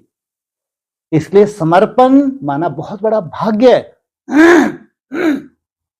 हम अपनी इच्छा से नहीं भी समर्पित होते, माँ बाप समर्पित कर देते हैं, मजबूरी से रहना होता है। लेकिन कोई अगर मजबूरी से नहीं रहते तो बहुत तपस्वी हैं पिछले जन्म की। नहीं तो अक्सर ये होता है, ज्यादातर ऐसा होता है, समर्पित माँ बाप कर देते हैं, वो शुभ संकल्प है, लेकिन मजबूरी है उनकी, जा सकते नहीं। लेकिन अगर मजबूरी नहीं है तो बहुत बड़ी तपस्वी आत्माएं हैं, वो साधारण नहीं है। समर्पण जहां होता है वहां कोई तपस्या का माहौल होना चाहिए। अगर तुमको वहीं छूट दे दी, मोबाइल तुम्हारे हाथ में थमा दिए, टीवी तुम बैठ के देख रही हो, अपने हाथ से बना रही हो, खा रही हो, तुम कहाँ का राजयोग सिद्ध हो जाने हैं तुम्हारे। इससे तो घर पे मरे ना। राजयोग सिद्ध होने के लिए त्याग तपस्या चाहिए, या तुमको खुली छूट चाहिए? त्याग तपस्या का माहौल चाहिए। राजयोग कोई मासी का घर नहीं है। ये ट्रेनिंग थोड़े से समय में बहुत ऊंचा जाना है। जितना जास्ती त्याग होगा उतनी ही तुम्हारी तपस्या होगी। इसलिए कई बार डिस्कस में ये भी आता है, जितना तुम्हारा त्याग बढ़ रहा है उतनी ही तुम्हारी तपस्या बढ़ेगी। और यह त्याग की परिभाषा समर्पित वालों के लिए बहुत सूक्ष्म है। सोचो आप, इतना बड़ा त्याग करके यहां बैठे हैं, उसके बावजूद भी यहां पर्सनल हमारे त्याग की परिभाषा है। उतना ही तुम राग से मुक्त हो रहे हो, धीरे धीरे भगवान की गोद की तरफ बढ़ रहे हो, निराकार स्टेज में बढ़ रहे हो, निसंकल्प अवस्था की तरफ बढ़ रहे हो। भगवान की पढ़ाई है, इसको हल्के में नहीं ले सकते। साकार मूल्यों के जो भी पॉइंट्स हैं, अव्यक्त वाणियों के जो भी पॉइंट्स हैं, उनको कभी भी हल्के में ले ही नहीं सकते। हल्के में लेते हो तो तुम्हारा अपना ही नुकसान हो रहा है। बाकी प्रैक्टिकल ज्ञान है, प्रैक्टिकल ज्ञान का स्वरूप बनने वाला है। ये सबसे अच्छा अगर चांस है तो किनको है? समर्पित, चाहे कोई माताएं हैं, चाहे कन्या है, चाहे भाई हैं, चाहे अधर कुमार है, कोई भी समर्पित होने के बाद जो तुमको चांस मिलता है, बाहर नहीं मिल सकता। क्योंकि बाहर का जो वायुमंडल अभी बनने जा रहा है, कभी बना ही नहीं था। हाँ, तुम अपने लिए एक सुंदर एक वायुमंडल तैयार करते हो अपनी मेहनत से, वो तुम्हारा पर्सनल मेहनत हो सकती है, अदरवाइज बिल्कुल नहीं है। इसलिए बाबा ने सीधी सीधी परिभाषा बताई है। तुम्हारी जो पिछले जन्म की तपस्या है वो तुमको समर्पित की तरफ आकर्षित करती है। सबके बस का नहीं है। आ तो जाएं, समर्पित होके तो देख ले, उल्टे पांव आउट। ऐसी स्थिति परिस्थिति उनके लिए बना दी जाएंगी। इसका मतलब नहीं इनको भगा नहीं है, ट्रेनिंग है, ट्रेनिंग है। अगर उस ट्रेनिंग में ये परफेक्ट हैं, अगर चोला बाहर गंदगी का छोड़ के आए हैं देहवान का, तो समझो ये सफल हैं, भगवान के काम के हैं। नहीं तो जाओ भैया, बाहर रह के भी तो याद किया जा सकता है, नहीं याद किया जा सकता? हाँ, कर सकते हैं और अपने हिसाब से खा सकते हैं, पहन सकते हैं, रह सकते हैं। लेकिन राजयोग माना टोटली डिस्कनेक्ट। मेरा तो एक बाप, दूसरा ना कोई, जीना तेरी गली में, मरना तेरी गली में, ये है राजयोग। प्रश्न तो मालूम ही नहीं क्या था। हाँ जी, हाँ। अब तो कुछ नहीं बोलने लायक नहीं, बोल लो, क्योंकि आज नहीं तो कल समर्पित तो होना ही है ना। जब अगर समर्पण होना है तो फिर बुद्धि में तो कम से कम हो कि दूर दूर तक हमको ना दिख सके कि हमारे बस का नहीं है। दूर दूर तक तो अपने को सर्टिफिकेट तो दे सकते हैं कि कोई प्रिंस राजा महाराजा नहीं। हाँ, 4 कैटेगरी की जो प्रजा, उसमें भी बहुत धन का दान जिन्होंने किया है वही रॉयल हैं। रॉयल्टी की भी आगे चल के पूरी रूपरेखा यहां लिख दी जाएगी। उन 4 कैटेगरीज में भी देख लेना कि मैं अगर प्रजा भी हूं तो कितनी सेफ्टी मैं अपनी आगे चल के कर सकती हूँ, कितनी सेफ्टी मैं अपने लौकिक की कर सकती हूँ, ये पूरा ज्यादा नहीं समय नहीं है, 1-2 बजे तक तो तुमको पूरा ही क्लियर हो जाएगा, चिंता मत करो। ताकि उलाहना ना दे सको भगवान को, मैं तो इतनी वफादार थी, मैं तो इतना सुंदर चिंतन करती थी, आंसू ही बहाती रहती थी, आप दूसरा ना कोई, आजा मुंह के बक्के। हर चीज स्पष्ट होगी। अगर सोने की मुरली है नई दुनिया में तो चांदी की चलेगी, कॉपर काठ नहीं चलेगी ना, है? जैसा समय वैसी ही पढ़ाई। तुमको भक्ति मार्ग में जीना नहीं है। हाँ जी, हाँ जी, बोलो बोलो बोलो।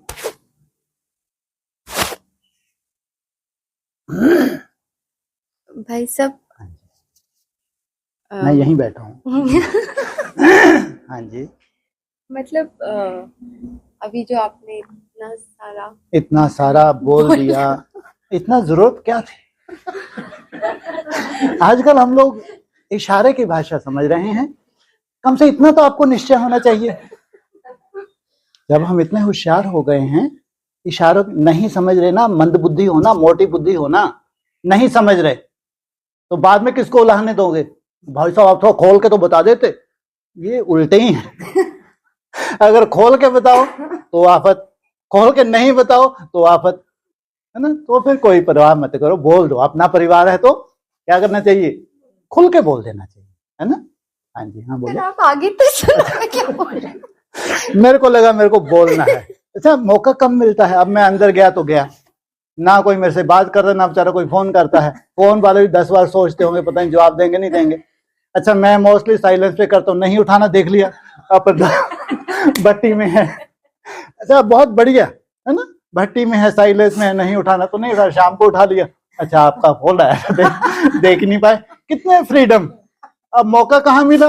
अब बजे हैं 5:30। 5:30 से 7 बजे तक ये माइक खुलेगा, फटेगा ही फटेगा। तो झेलना तो है भैया, है ना? अब ये फट रहा है तो कोई तो झेलेगा। बादल फटते हैं तो झेलने वालों की तो हिम्मत होती है। बाकी दिन भर मौका, आज तो पहले 12 बजे बीच में मिलता है या शाम को मिल जाता था, अब ऐसा कोई चांस दूर दूर तक नजर नहीं आ रहा। एक ही टाइम है क्योंकि कार्य बहुत करना है, इसलिए ज्यादा बोल बोल में तो डिस्कस में समय वेस्ट होता है। हाँ जी, हाँ बोलिए। नहीं, मतलब यही हाँ कि जी, ऐसे अच्छे डंडे बोलना पड़ने चाहिए। अच्छा। हाँ, हमें समझ आती है बहुत अच्छा, बहुत बढ़िया। तो, लेकिन जैसे आपने बोला कि बाहर रह के भी आप वो चीज आप कर रहे हो अगर मेहनत, हाँ जी, लेकिन कभी हम अपने ही कमजोरी, अपने ही अलबेलेपन से वो चीज नहीं कर पाते हाँ जी, और खुद से ही संतुष्ट नहीं होते हैं। ठीक है, लेकिन फिर लगता है कि बाबा ने चुना तो है। बिल्कुल चुना है। कम से कम कितनी भाग्यशाली आत्माएं हैं, कितने लाख, कितने लाख, 9 लाख। 16 कला संपूर्ण संपूर्ण निर्विकारी बनती हैं, कोई दुख शांति नहीं है उस दुनिया में। गरीब अमीर हैं, साकार मुरली का पॉइंट है, गरीबी अमीरी वहां भी है लेकिन दुख शांति कोई नहीं। प्रजा को अपने शरीर निर्वाह से कितना अधिक है वहां पे, लेकिन ऐसा नहीं है कि प्रजा वैसी रॉयल है जैसे राजा महाराजा हैं, वैसा नहीं है। इसलिए साकार मुरली में आया है, गरीबी अमीरी वहां भी है लेकिन कोई विकार नहीं है, तो दुख शांति नहीं है। तो 9 लाख आत्माएं की कुछ तो खसूसियत होगी, बाबा ने बोला। जो 9 लाख हैं साधारण नहीं है, उनमें से भी कम से कम ये 3-4 लाख तो रचयिता हैं भाई। सोचो, ये साधारण हो सकते हैं? जिनसे सृष्टि की शुरुआत हो वो साधारण कैसे हो सकते हैं? इसलिए कहते हैं लाखों ब्राह्मणों में से 16,000 ही क्यों पास हुए। कितना आसान लगता है 16,000 ना, लाखों ब्राह्मण है, लाखों। जो श्रेष्ठ पुरुषार्थी ना वो भी हजारों होंगे।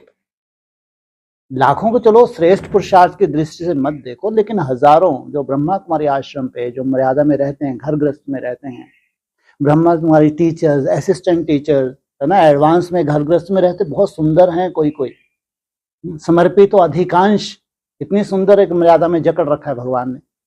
तो निकलने हैं कितने के? 16,000। अगर यही राज्यों का कैंप लगा हुआ है तो उनमें से भी जो श्रेष्ठ आत्माएं, चाहे एडवांस की हो चाहे बेसिक हो, तो उस कैंप में तो उनको जाना होगा। तो 16,000 टोटल, लाखों में से। ये है इस राजयोग की सच्चाई। इसलिए आगे चल के भक्ति मार्ग हमारी बुद्धि में रहेगा ही नहीं। इसका मतलब ये नहीं है, इसलिए बार बार उसको रिपीट कर रहे हैं, अगर बहुत अटेंशन देते हैं बाहर रह के, कई गुना अधिक अटेंशन देना पड़ेगा आपको।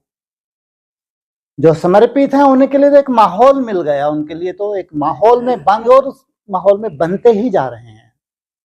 नए नए इतना माहौल में बंधते जा रहे हैं, पूरी रूपरेखा ऐसी जिससे वो हट के वो चल ही नहीं सकते। ये अपना भाग्य है। लेकिन बाहर तो कई गुना अधिक मेहनत करनी पड़ेगी। अगर आपको लगता है भविष्य में हमको बहुत सुंदर उसी माहौल में जाना है, तो सबसे पहले तो नष्टो मोहा, सबसे पहले कंडीशन। बिना मरे उस संगठन में नहीं जाया जा सकता, ये तो पक्का है। और मर के ही अच्छे पुरुषार्थ हो सकता है। अगर आप अपने लौकिक में तोड़ निभा रहे हैं तो वहां रहते हुए कितनी सुंदर मेहनत आपको करनी पड़ेगी, वो पूरे परिस्थितियों के बीच में रहते हुए। जो भी है वो फैलारा ड्रामा अनुसार आपके हिसाब किताब ही कहलाते हैं, है ना। उन हिसाब किताब में रहते हुए भी आपको कितनी मेहनत करनी पड़ रही है, वो मेहनत आप जानते हैं, ऊपर वाला जानता है। वो आधार भी बन रही है। ऐसा नहीं है कि वो मेहनत पॉकेट में जाती है, वो भी एक आधार है बहुत बड़ा भविष्य का। इसलिए कारणे अकारणे अगर संगठन में नहीं है, ऐसा नहीं कि चांस नहीं है। 10 साल के बाद भी अगर किसी की लॉटरी लगती तो 10 साल कितनी मेहनत की होगी उसने घर गृहस्थ में रहते हुए, ये नहीं भूल सकते। इसलिए कहा वहां ऐसा नहीं कि अपनी पर्सनल गाड़ी लेके अपन पहुंच गए, ये नहीं है, कायदा ही नहीं है। वहां तो तुम्हारी अंदर की जो तैयारी, अंदर की तुम्हारी परिपक्व अवस्था, निसंकल्प अवस्था की, तब जाके वो सुख ले पाएंगे इस दुनिया के रहते हुए। ऐसे ही नहीं बैकुंठ कह दिया, पैराडाइज कह दिया, जन्नत कह दिया, अरे कुछ तो होगा। कुछ तो उन आत्मा के अंदर सुंदरता होगी, या जबरदस्ती भर्ती किए हुए हैं। एडवांस में तो पहले से ही बहुत सुंदर, जब एनएस की स्थापना हो रही थी सबको एडमिशन नहीं मिलती थी एनएस में, समर्पित भी सबको नहीं परमिशन थी। सोचो आप, एक जाते जाते रूपरेखा दे गया बाप। समर्पित में से भी जिनका वाइब्रेशन बाबा को लगता था, जिनका लगा कि ये नष्टोमोहा कुछ हैं, इनके संस्कार कुछ हटके हैं, उनको ही बाबा ट्रांसफर करते थे एनएस में, सबको नहीं। सबको भेजते थे क्या? फायदा ही नहीं था। सोचो, एक छोटी सी रूपरेखा जाते जाते बाप दे के गया है कि जब प्रैक्टिकल वो संगठन बनेगा तो चुनी चुनाई आत्माएं, उनके कितने सुंदर संस्कार रहे। कल्पना करके देखो, छोटा सा परिवार, कितना सुंदर परिवार है, कोई ईर्ष्या द्वेष नहीं है, किसी के प्रति कोई भाव नहीं है, कितनी सुंदर भाव और उनकी भावना एक दो के प्रति। सोचो, जैसा भगवान है वैसे ही वो रचना तैयार कर दी, उनसे जास्ती सुख संसार में कोई देख सकता है? इतना सुंदर फाउंडेशन यहां उनका पड़ गया, जो एक इतना छोटा सा परिवार तैयार हो गया, जो दुनिया तरसती है। क्या हमारा इस शरीर रहते रहते हमको चांस मिलेगा? सोचो आप, ब्राह्मणों की दुनिया तरसे कि इस शरीर रहते रहते क्या हम उस दुनिया में जा सकते हैं जो भगवान की तैयार की है, जिसको वंडर ऑफ द वर्ल्ड कहते हैं। 7 अजूबों को देखने के लिए कितना खर्चा करते हैं, बाप रे बाप। जड़ हैं, जड़। लेकिन ये जो चैतन्य म्यूजियम बना है, वंडर ऑफ द वर्ल्ड बोला साकार मुरली में, कैसा वंडर भगवान का स्वयं का तैयार किया हुआ है। कौन नहीं चाहेगा उस वंडर में जाना? जो ब्राह्मण बने हैं, लेकिन इसी शरीर से, उनके अंदर ये क्वेश्चन बना हुआ है, क्या इस शरीर के रहते रहते क्या हम मन को इतना कंट्रोल कर लेंगे? उनको अपनी अपनी दशाएं भी दिख रही हैं। सोचो आप, इतना आसान नहीं है, लेकिन ऐसा नहीं कि जान नहीं सकते। आपकी भावनाओं का फल मिलता है। बाहर रह के जो आप मेहनत करते हैं, जो केवल भगवान जानते हैं, आप जानते हैं, और किसी को जानने की दरकार भी नहीं है, उस मेहनत का फल भी मिलता है। इसलिए सबसे बड़ा चांस है जो समर्पित हो जाते हैं उनको। हाँ जी। हम्म, हाँ कोई बात नहीं। तो जो इतना बड़ा लक्ष्य है, हाँ जी, बहुत ही ज्यादा ऊंचा, बिल्कुल। और हम वही जैसे बात की कि हम वहां रहते रहते भी ठीक है, उतनी मेहनत भी हम करें, ठीक लेकिन है, बीच बीच में थोड़ा थोड़ा अपने से असंतुष्टता होती है। ठीक है। और फिर कैसे अपने आप को उठाएं, क्योंकि लक्ष्य इतना ऊंचा है, तो क्या स्वमान क्या करें, क्योंकि फिर लगता रहेगा हम तो बहुत पीछे। इसलिए तो बाबा ने कहा, अगर आपके पास स्वयमान है, सबसे पहले कहते हैं निश्चय बुद्धि विजेते, स्वयं के ऊपर निश्चय। लेकिन जो भी हिसाब किताब अभी आ रहे हैं सामने, ये आपके ही हैं, कोई अलग से भेजे जा नहीं रहे हैं, है ना। कुछ तो आपकी बेसमझी की वजह से है, इतने समझदार नहीं है, नहीं तो कोई कोई घर गृहस्थ में रहते हुए अपने को बहुत डिटैच कर सकते हैं,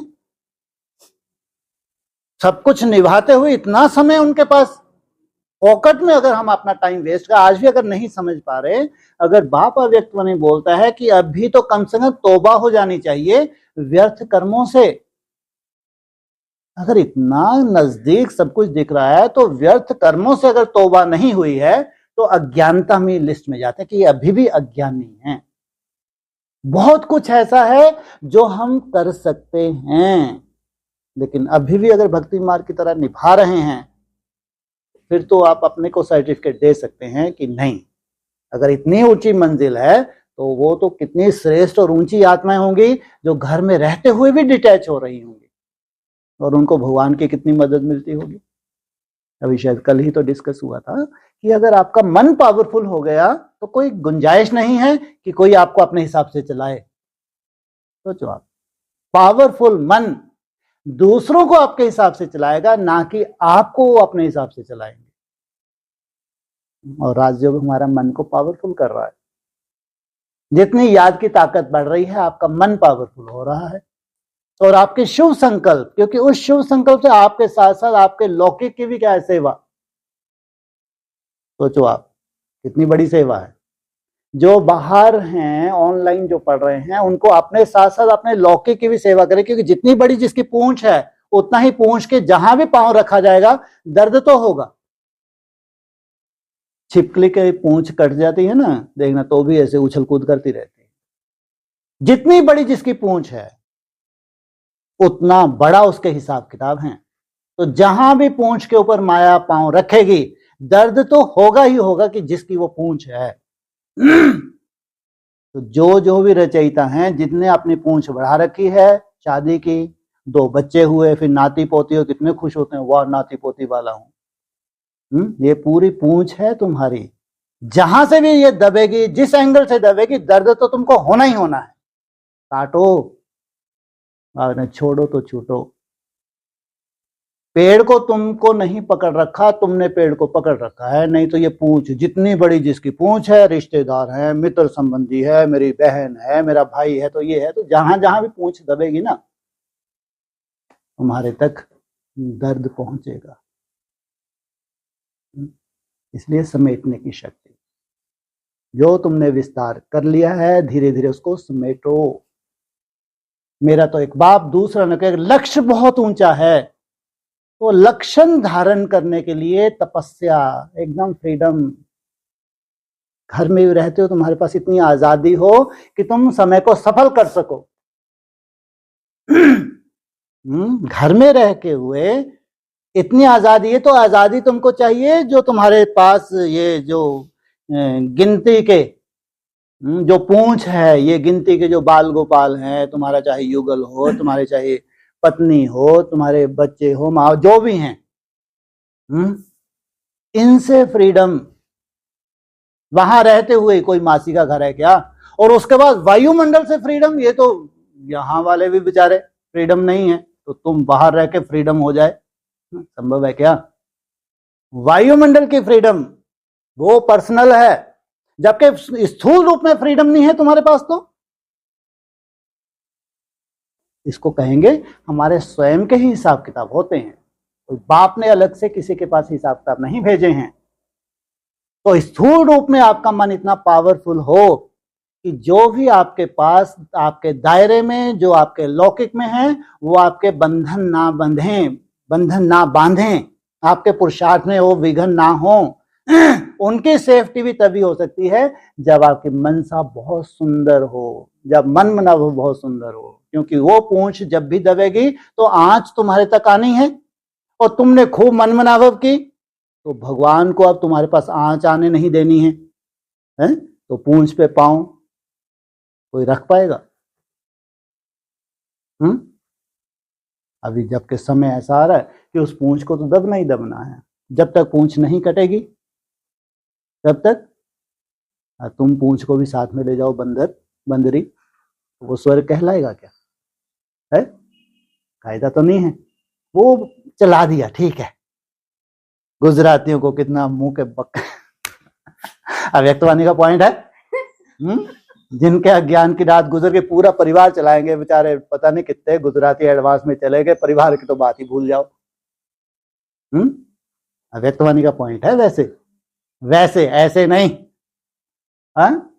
अरे तुम सोचो, जो भी हमारे लौकिक है उनके अपनी तरह के हिसाब किताब हैं, अपनी तरह के हिसाब किताब हैं। तुम क्या लगता है तुमको कोई विनाश की सीन देख के उनको कोई असर होता है? किसी भूकंप का असर क्यों नहीं होता है? क्योंकि एक साथ पूरे वर्ल्ड में भूकंप नहीं आते, ध्यान रखना। आज फलाने कंट्री में भूकंप आया तो फलाने शहर में आया तो दूसरे शहर वालों को भी असर नहीं हो रहा, पूरा कंट्री भी नहीं हिलता, पूरा कंट्री भी एक साथ नहीं हिलता। शहर हिलता, वहां 2-4 लाख मरे गए, वो थोड़ा कैसी प्रकृति हो रही, फिर वैसे के वैसे। न्यूज सुनने के बाद भी ऐसे ढर्रे हो गए हम लोग, न्यूज सुनने के बाद भी एकदम ताजगी, अभी मेहमान आए उनका स्वागत, कौन मुसीबत, 1 लाख मरे हैं, 2 लाख मरे हैं, कोई असर नहीं हो रहा। तो तुम क्या सोचते हो ये भूकंप बाढ़ें जो हैं तुम्हारे बहुत वैराग पैदा करने वाली है लौकिक में? कुछ नहीं, उनके अपनी तरह के हिसाब किताब है, ध्यान रखना। अगर कोई थोड़ा बहुत वैराग लाने वाली है ना तो कोरोना का बाप, जिसमें करोड़ों खत्म होंगे, उससे पहले प्रकृति के जो प्रकोप होंगे, इससे कोई फर्क नहीं पड़ता कि भगवान की तरफ ही आकर्षित हो जाए। अगर इनको भगवान की तरफ आकर्षित करना है, मात्र तुम जितना भगवान की तरफ बढ़ गए, तुम्हारे कदम बढ़ गए, जितना तुम्हारा वैराग्य बढ़ गया, तुम्हारा वाइब्रेशन इनका चेंज कर सकता है। बाकी कोई प्राकृतिक प्रकोप, किसी कंट्री की वार, उससे कोई फर्क इनको पड़ने वाला नहीं है। इनकी अपनी तरह की यात्रा है, अपने तरह के हिसाब किताब है, अपने तरह के इनके संस्कार हैं। सोचो, वार से कोई किसी को फर्क पड़ता नहीं है। इतना बड़ा वर्ल्ड है, अगर 2-4-6 कंट्री अगर टकरा भी रहे कोई फर्क नहीं पड़ता है। थोड़े बिजनेसमैन होंगे, थोड़ा सा उनको महंगाई ज्यादा बढ़ जाएगी, रॉ मटेरियल वहां से खरीदते हैं, वहां दिक्कत हो जाएगी, कोई फर्क नहीं पड़ता, संसार चल रहा है, चलता रहेगा। किसी कंट्री ने अपनी दूसरे कंट्री को मिसाइल फेंक दी, उनका पूरा इलेक्ट्रिक सिस्टम ही भ्रष्ट कर दिया, लाइट अंधेरे में जी रहे हैं, महीनों अंधेरे में जी रहे हैं, तुम्हारे ऊपर क्या फर्क पड़ रहा है? ये परिस्थितियां बढ़ेंगी, लेकिन ऐसा नहीं कि उसका असर, वो वैराग पूरे विश्व में छा जाए, ऐसा कतई भी नहीं है। इसलिए ये हम भूल होगी बहुत बड़ी कि आने वाला समय है, ये सब बहुत बड़े सहयोगी बनने वाले हैं। ऐसा कुछ नहीं है भाई। अगर इनको जल्दी सहयोगी बनना है तो अपने पांव देखो, अपने बुद्धि रूपी पांव को चमकाओ, अपना बेहद का वैराग्य को बढ़ाओ, ताकि बाबा उनको कोई ऐसा साक्षात्कार करवा दे, वो तुम्हारे सहयोगी बन जाएं। बाकी तुम सोचो इनके संस्कार, क्योंकि ये संसार चलता रहा है, चलता रहेगा। हम तो इतने समझदार आज इसलिए बन गए कि 76 का अटैक देख चुके, 2000 का अटैक देख चुके, 2012 का अटैक देख चुके, कुछ नहीं, दुनिया बढ़ती ही जा रही है। सबसे सुंदर अगर अटैक हुआ है कोई तो मात्र कोरोना का हुआ है, बस, जो थोड़ा बहुत शमशानी वैराग आया है, बस।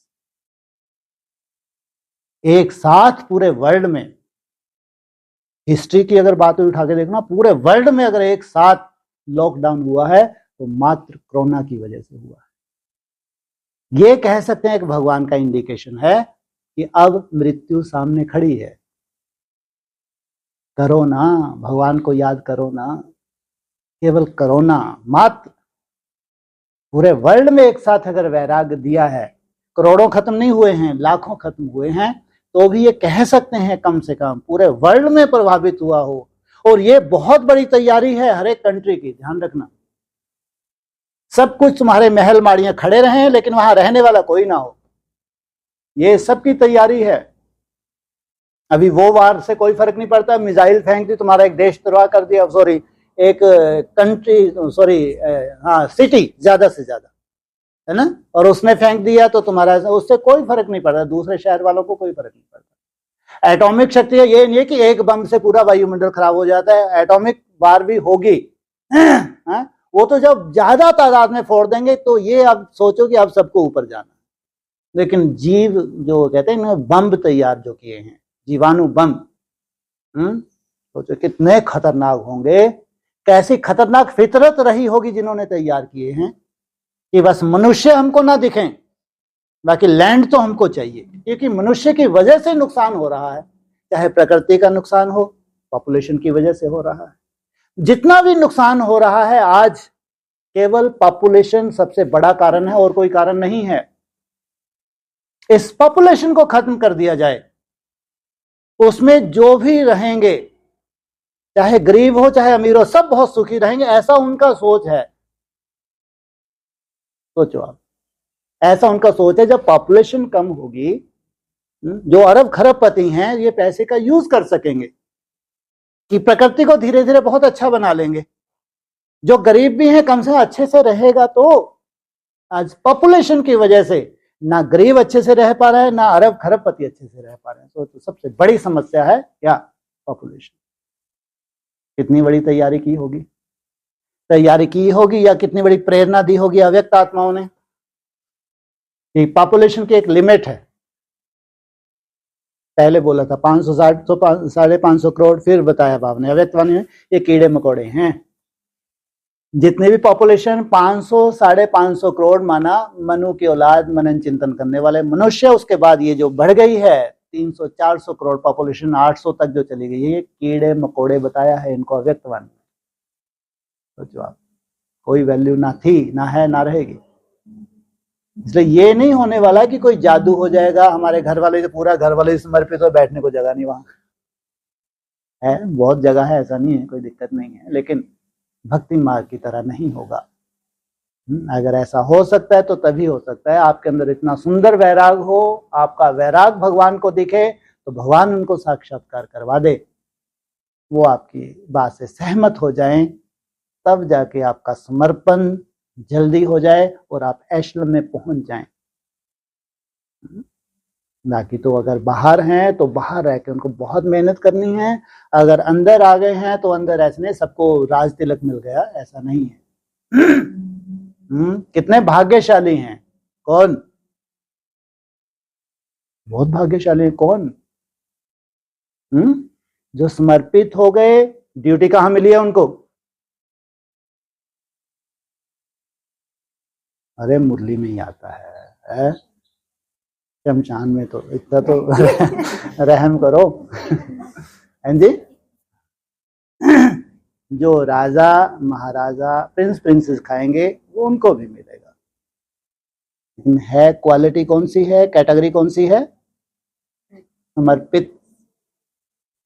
समर्पित वालों की भी अपनी दौड़ है, लेकिन राष्ट्रपति का ड्राइवर, वो साधारण ड्राइवर, कितना अंतर है भाई। कितना नशा होगा, मैं राष्ट्रपति का ड्राइवर हूं, ऐसे सड़े जा रहे हैं बाहर ड्राइवर, कोई पूछता ही नहीं। क्या वैल्यू है उनकी? कोई वैल्यू नहीं।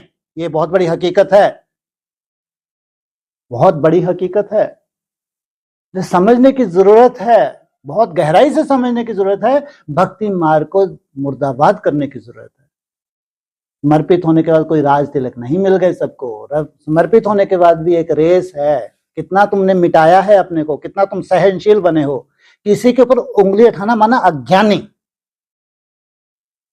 समर्पित होके अगर कोई छोटी मोटी होती है, क्योंकि सब सुंदर पुरुषार्थी आत्माएं होती हैं, छोटी मोटी कि तुम्हारे अंदर की कमजोरी है, अव्यक्तवाणी ये बताती है।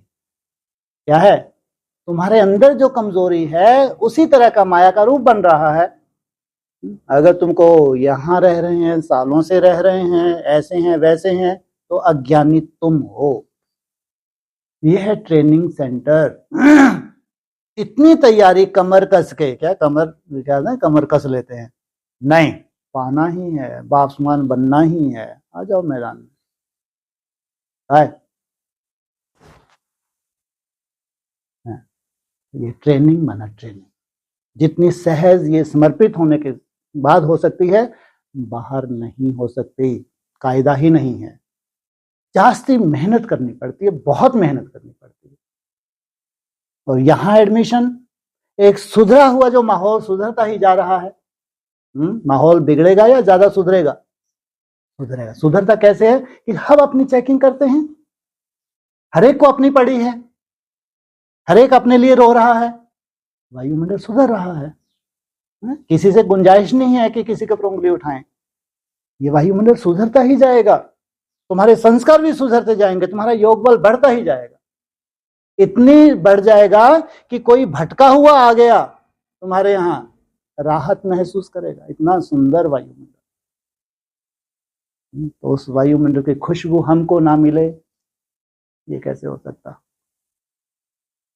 इसलिए अच्छा ही होना है, अच्छे से अच्छा होना है, लेकिन जो बाहर हैं उनकी मेहनत जास्ती करनी पड़ेगी, क्योंकि वो अपनी तरह के उनके स्वयं के हिसाब किताब हैं।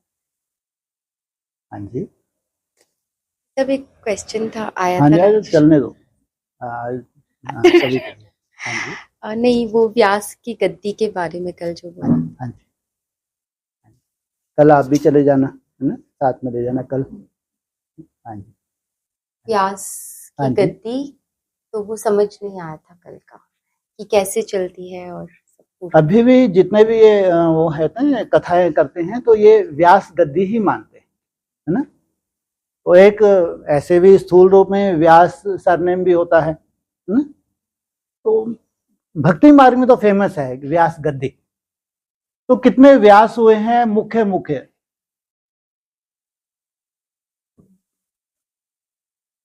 अरे 7-8 ये व्यास ही तो हैं। अपनी तरह की कथा करते हैं, व्यास गद्दी का मतलब ऐसा नहीं, अपनी तरह की कथा करते हैं, 7-8 तो मुख्य ही हैं। अगर नारायण की गद्दी चली है तो व्यास की गद्दी क्यों नहीं चलेगी? Narayan is first, second, third, fourth, है ना। तो ऐसे द्वापर युग से ये भी एक गद्दी है, सबने अपनी अपनी कथा कहानी लिखी है। दूसरे की कथा कहानी वो क्यों बैठे के लिखेगा? उसको अपने ही तो साक्षात्कार होंगे ना, अपने अपने साक्षात्कार वहां करते हैं, तो अपनी अपनी कथा कहानी लिखते हैं। तो वो व्यास गद्दी तो हिस्ट्री में हुई है ये। इसका उल्लेख शास्त्रों में है, व्यास का उल्लेख है, लेकिन ये हिस्ट्री में भी हुई है, हिस्ट्री में व्यास का जिक्र आता है। हाँ जी, हाँ जी, हाँ।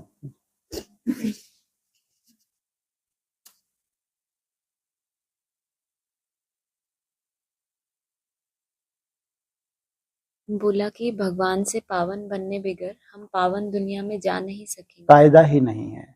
किससे? भगवान से पावन बनने में, माना लास्ट में जब तुम थक जाते हो लेकिन हिम्मत नहीं हारते, तो तुम उस बीज रूप अवस्था में जाओगे नहीं जाओगे? लेकिन लास्ट तक तुम हिम्मत नहीं हारे, वो किस लिए आया है? क्या जरूरत थी ऊपर ही टंगे रहते ना। पावन माना मन बुद्धि का परिवर्तन, शरीर का तो हो ही जाना है, शरीर की चिंता नहीं। जिसने अपने मन बुद्धि का परिवर्तन कर लिया, वो अपने 5 तत्वों में परिवर्तन ना करे, कायदा नहीं है। भगवान जब कर्तव्य करता है, तो जो आत्माएं आगे आगे हैं वो ये महसूस करती हैं कि कोई जादू हो गया, ये मन बुद्धि का इतना सुंदर परिवर्तन हो गया, हमको खुद हैरान हो रही है कि ये कैसे जादू हो गया। ये जादू नहीं है, ये कहो कि भगवान का कर्तव्य है।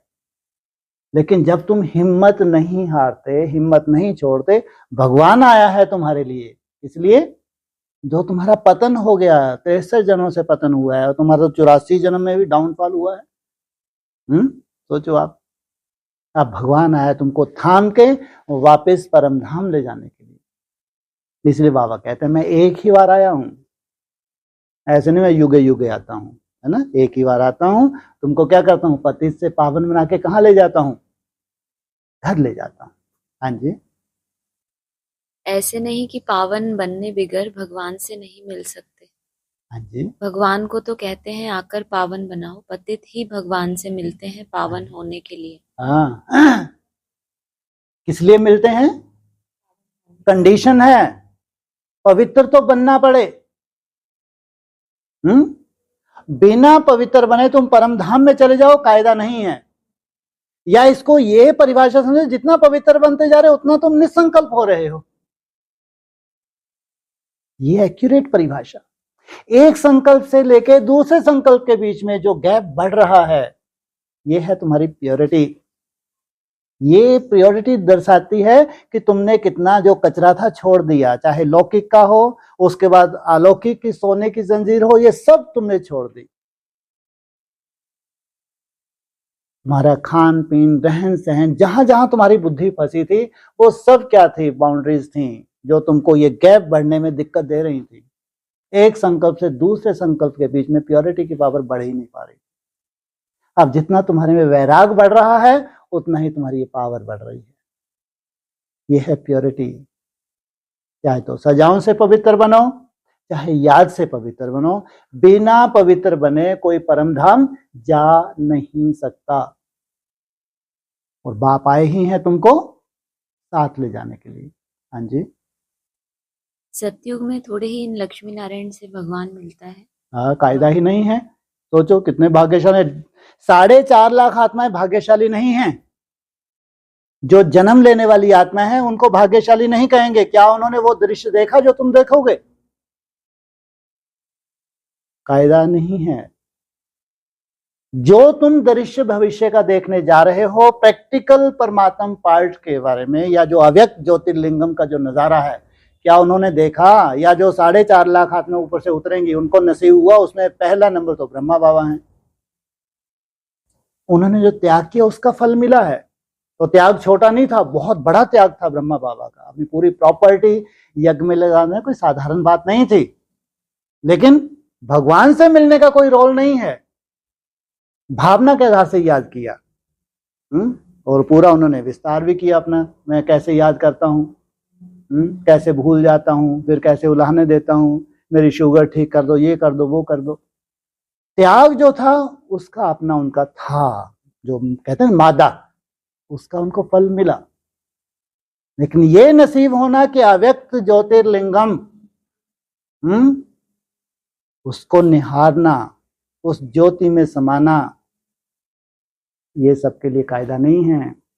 देवताओं का कायदा ही नहीं है कि जो देवता बन के ही उतरे हैं उस दुनिया में तो ये नजारा नहीं होगा। जो पति से स्वयं को पावन बना रहे हैं, जो रिजिग्नेट कर रहे हैं आत्मा के साथ साथ शरीर को, क्योंकि वो कैसा है?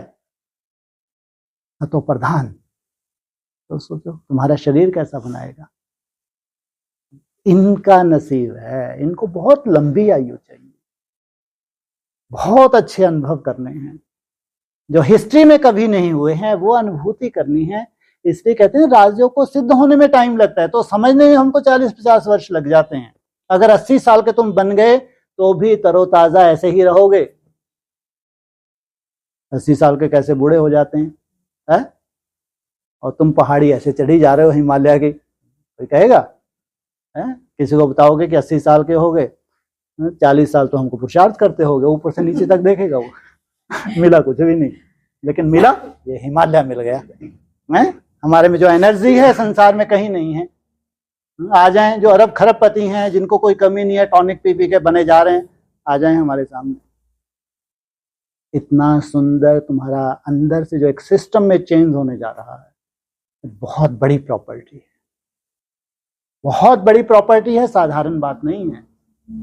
फिर भगवान को निहारना, ये उन देवताओं के लिए नहीं है जो वहां जन्म लेंगे। ये जो रचयिता हैं, जिनको टाइटल मिला है भगवान भगवती का, ये उन्हीं के नसीब में। हाँ जी, भगवान आकर के तुम पतितों को पावन बनाते हैं और तुम यह शरीर छोड़ देते हो। पावन तो इस तमो प्रधान पतित सृष्टि में रह नहीं सकते। तुमने शरीर भी छोड़ा और दुनिया भी छोड़ी। क्या किया तुमने? शरीर भी छोड़ा तो दुनिया भी छूट गई। कौन सी दुनिया छूट गई? पुराने ब्राह्मणों की दुनिया छूट गई।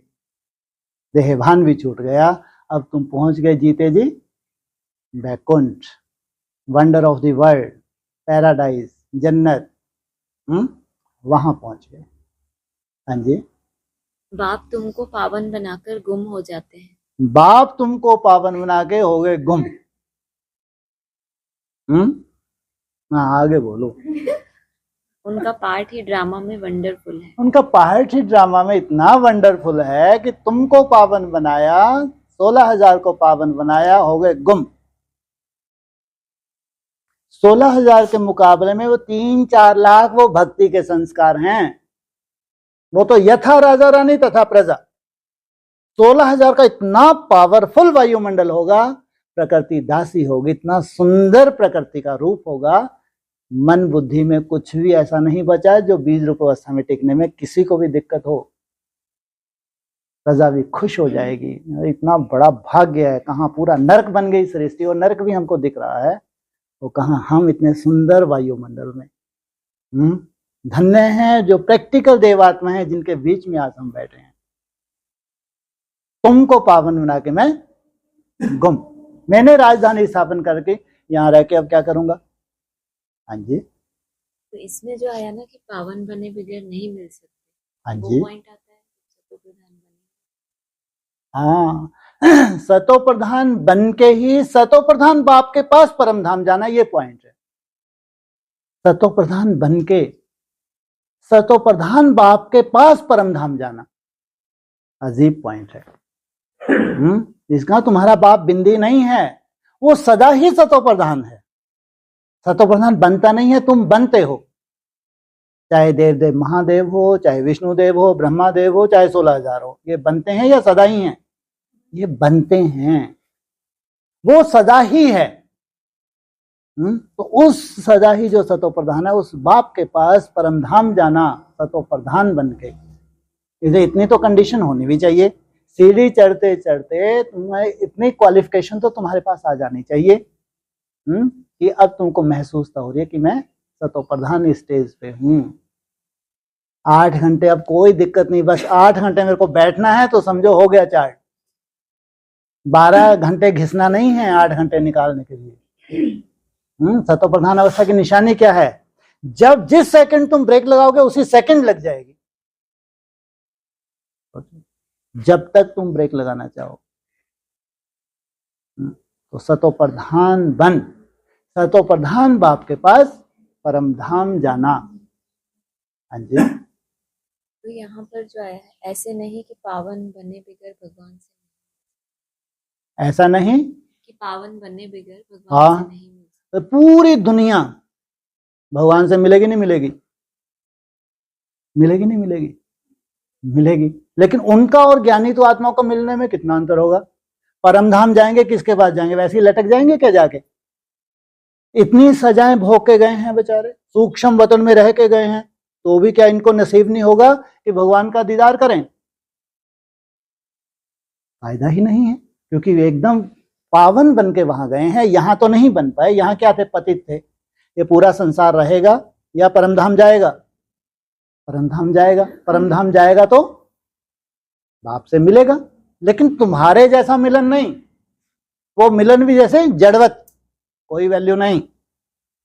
पतित से पतित को भी जाना है, कितना भी गलीच है, पतित है, जाना नहीं जाना परमधाम। लेकिन जड़ अवस्था में गया है, वो कोई अनुभूति नहीं है, लेकिन गया है, भगवान की ड्यूटी है। पूरा इसको पावन बना के अपने पास लाना, फिर नया इसको एकदम सुंदर बना के अपने ही समय पे इसको नीचे भेजना। लेकिन जिस तरह से तुम मिलते हो वैसा उनका नसीब नहीं है। बाकी तो 800 करोड़ आत्माएं हैं, सभी बाप के बच्चे हैं। हाँ जी।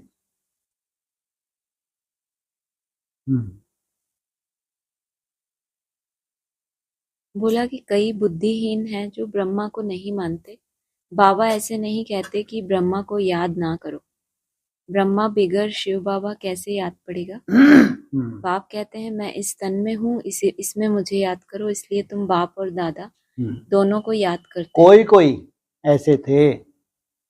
डायरेक्ट हमको किससे चाहिए? डायरेक्ट हम तो निराकार से ही प्राप्ति कर लेंगे, धूल भी नहीं मिलेगी।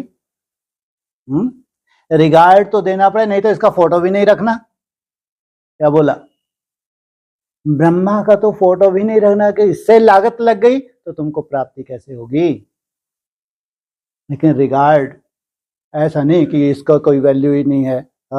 हम तो डायरेक्ट अब पहचान भी मिल गई, वो निराकार है, डायरेक्ट हम उससे मिल सकते हैं, उसको याद कर सकते हैं, धूल भी नहीं मिलेगी, क्योंकि आधार है। उस निराकार की वैल्यू थी? कभी नहीं थी। वैल्यू कब हुई? जब आधार मिला। इसलिए निराकार को भी आधार चाहिए। सब कुछ है अपने आप में वो, लेकिन तुम्हारा कल्याण करने के लिए क्या चाहिए?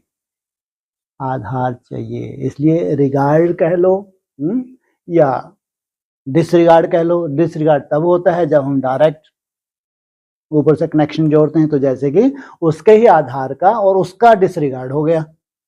लेकिन जब तुम रिगार्ड देते हो, फिर तुमने ड्रिल्स बना ली अपने हिसाब से, तो वो ड्रिल्स अव्यक्तवाणी में भी पास कर दी। उसमें भी एक विशेषता तुम्हारी, साकार में निराकार।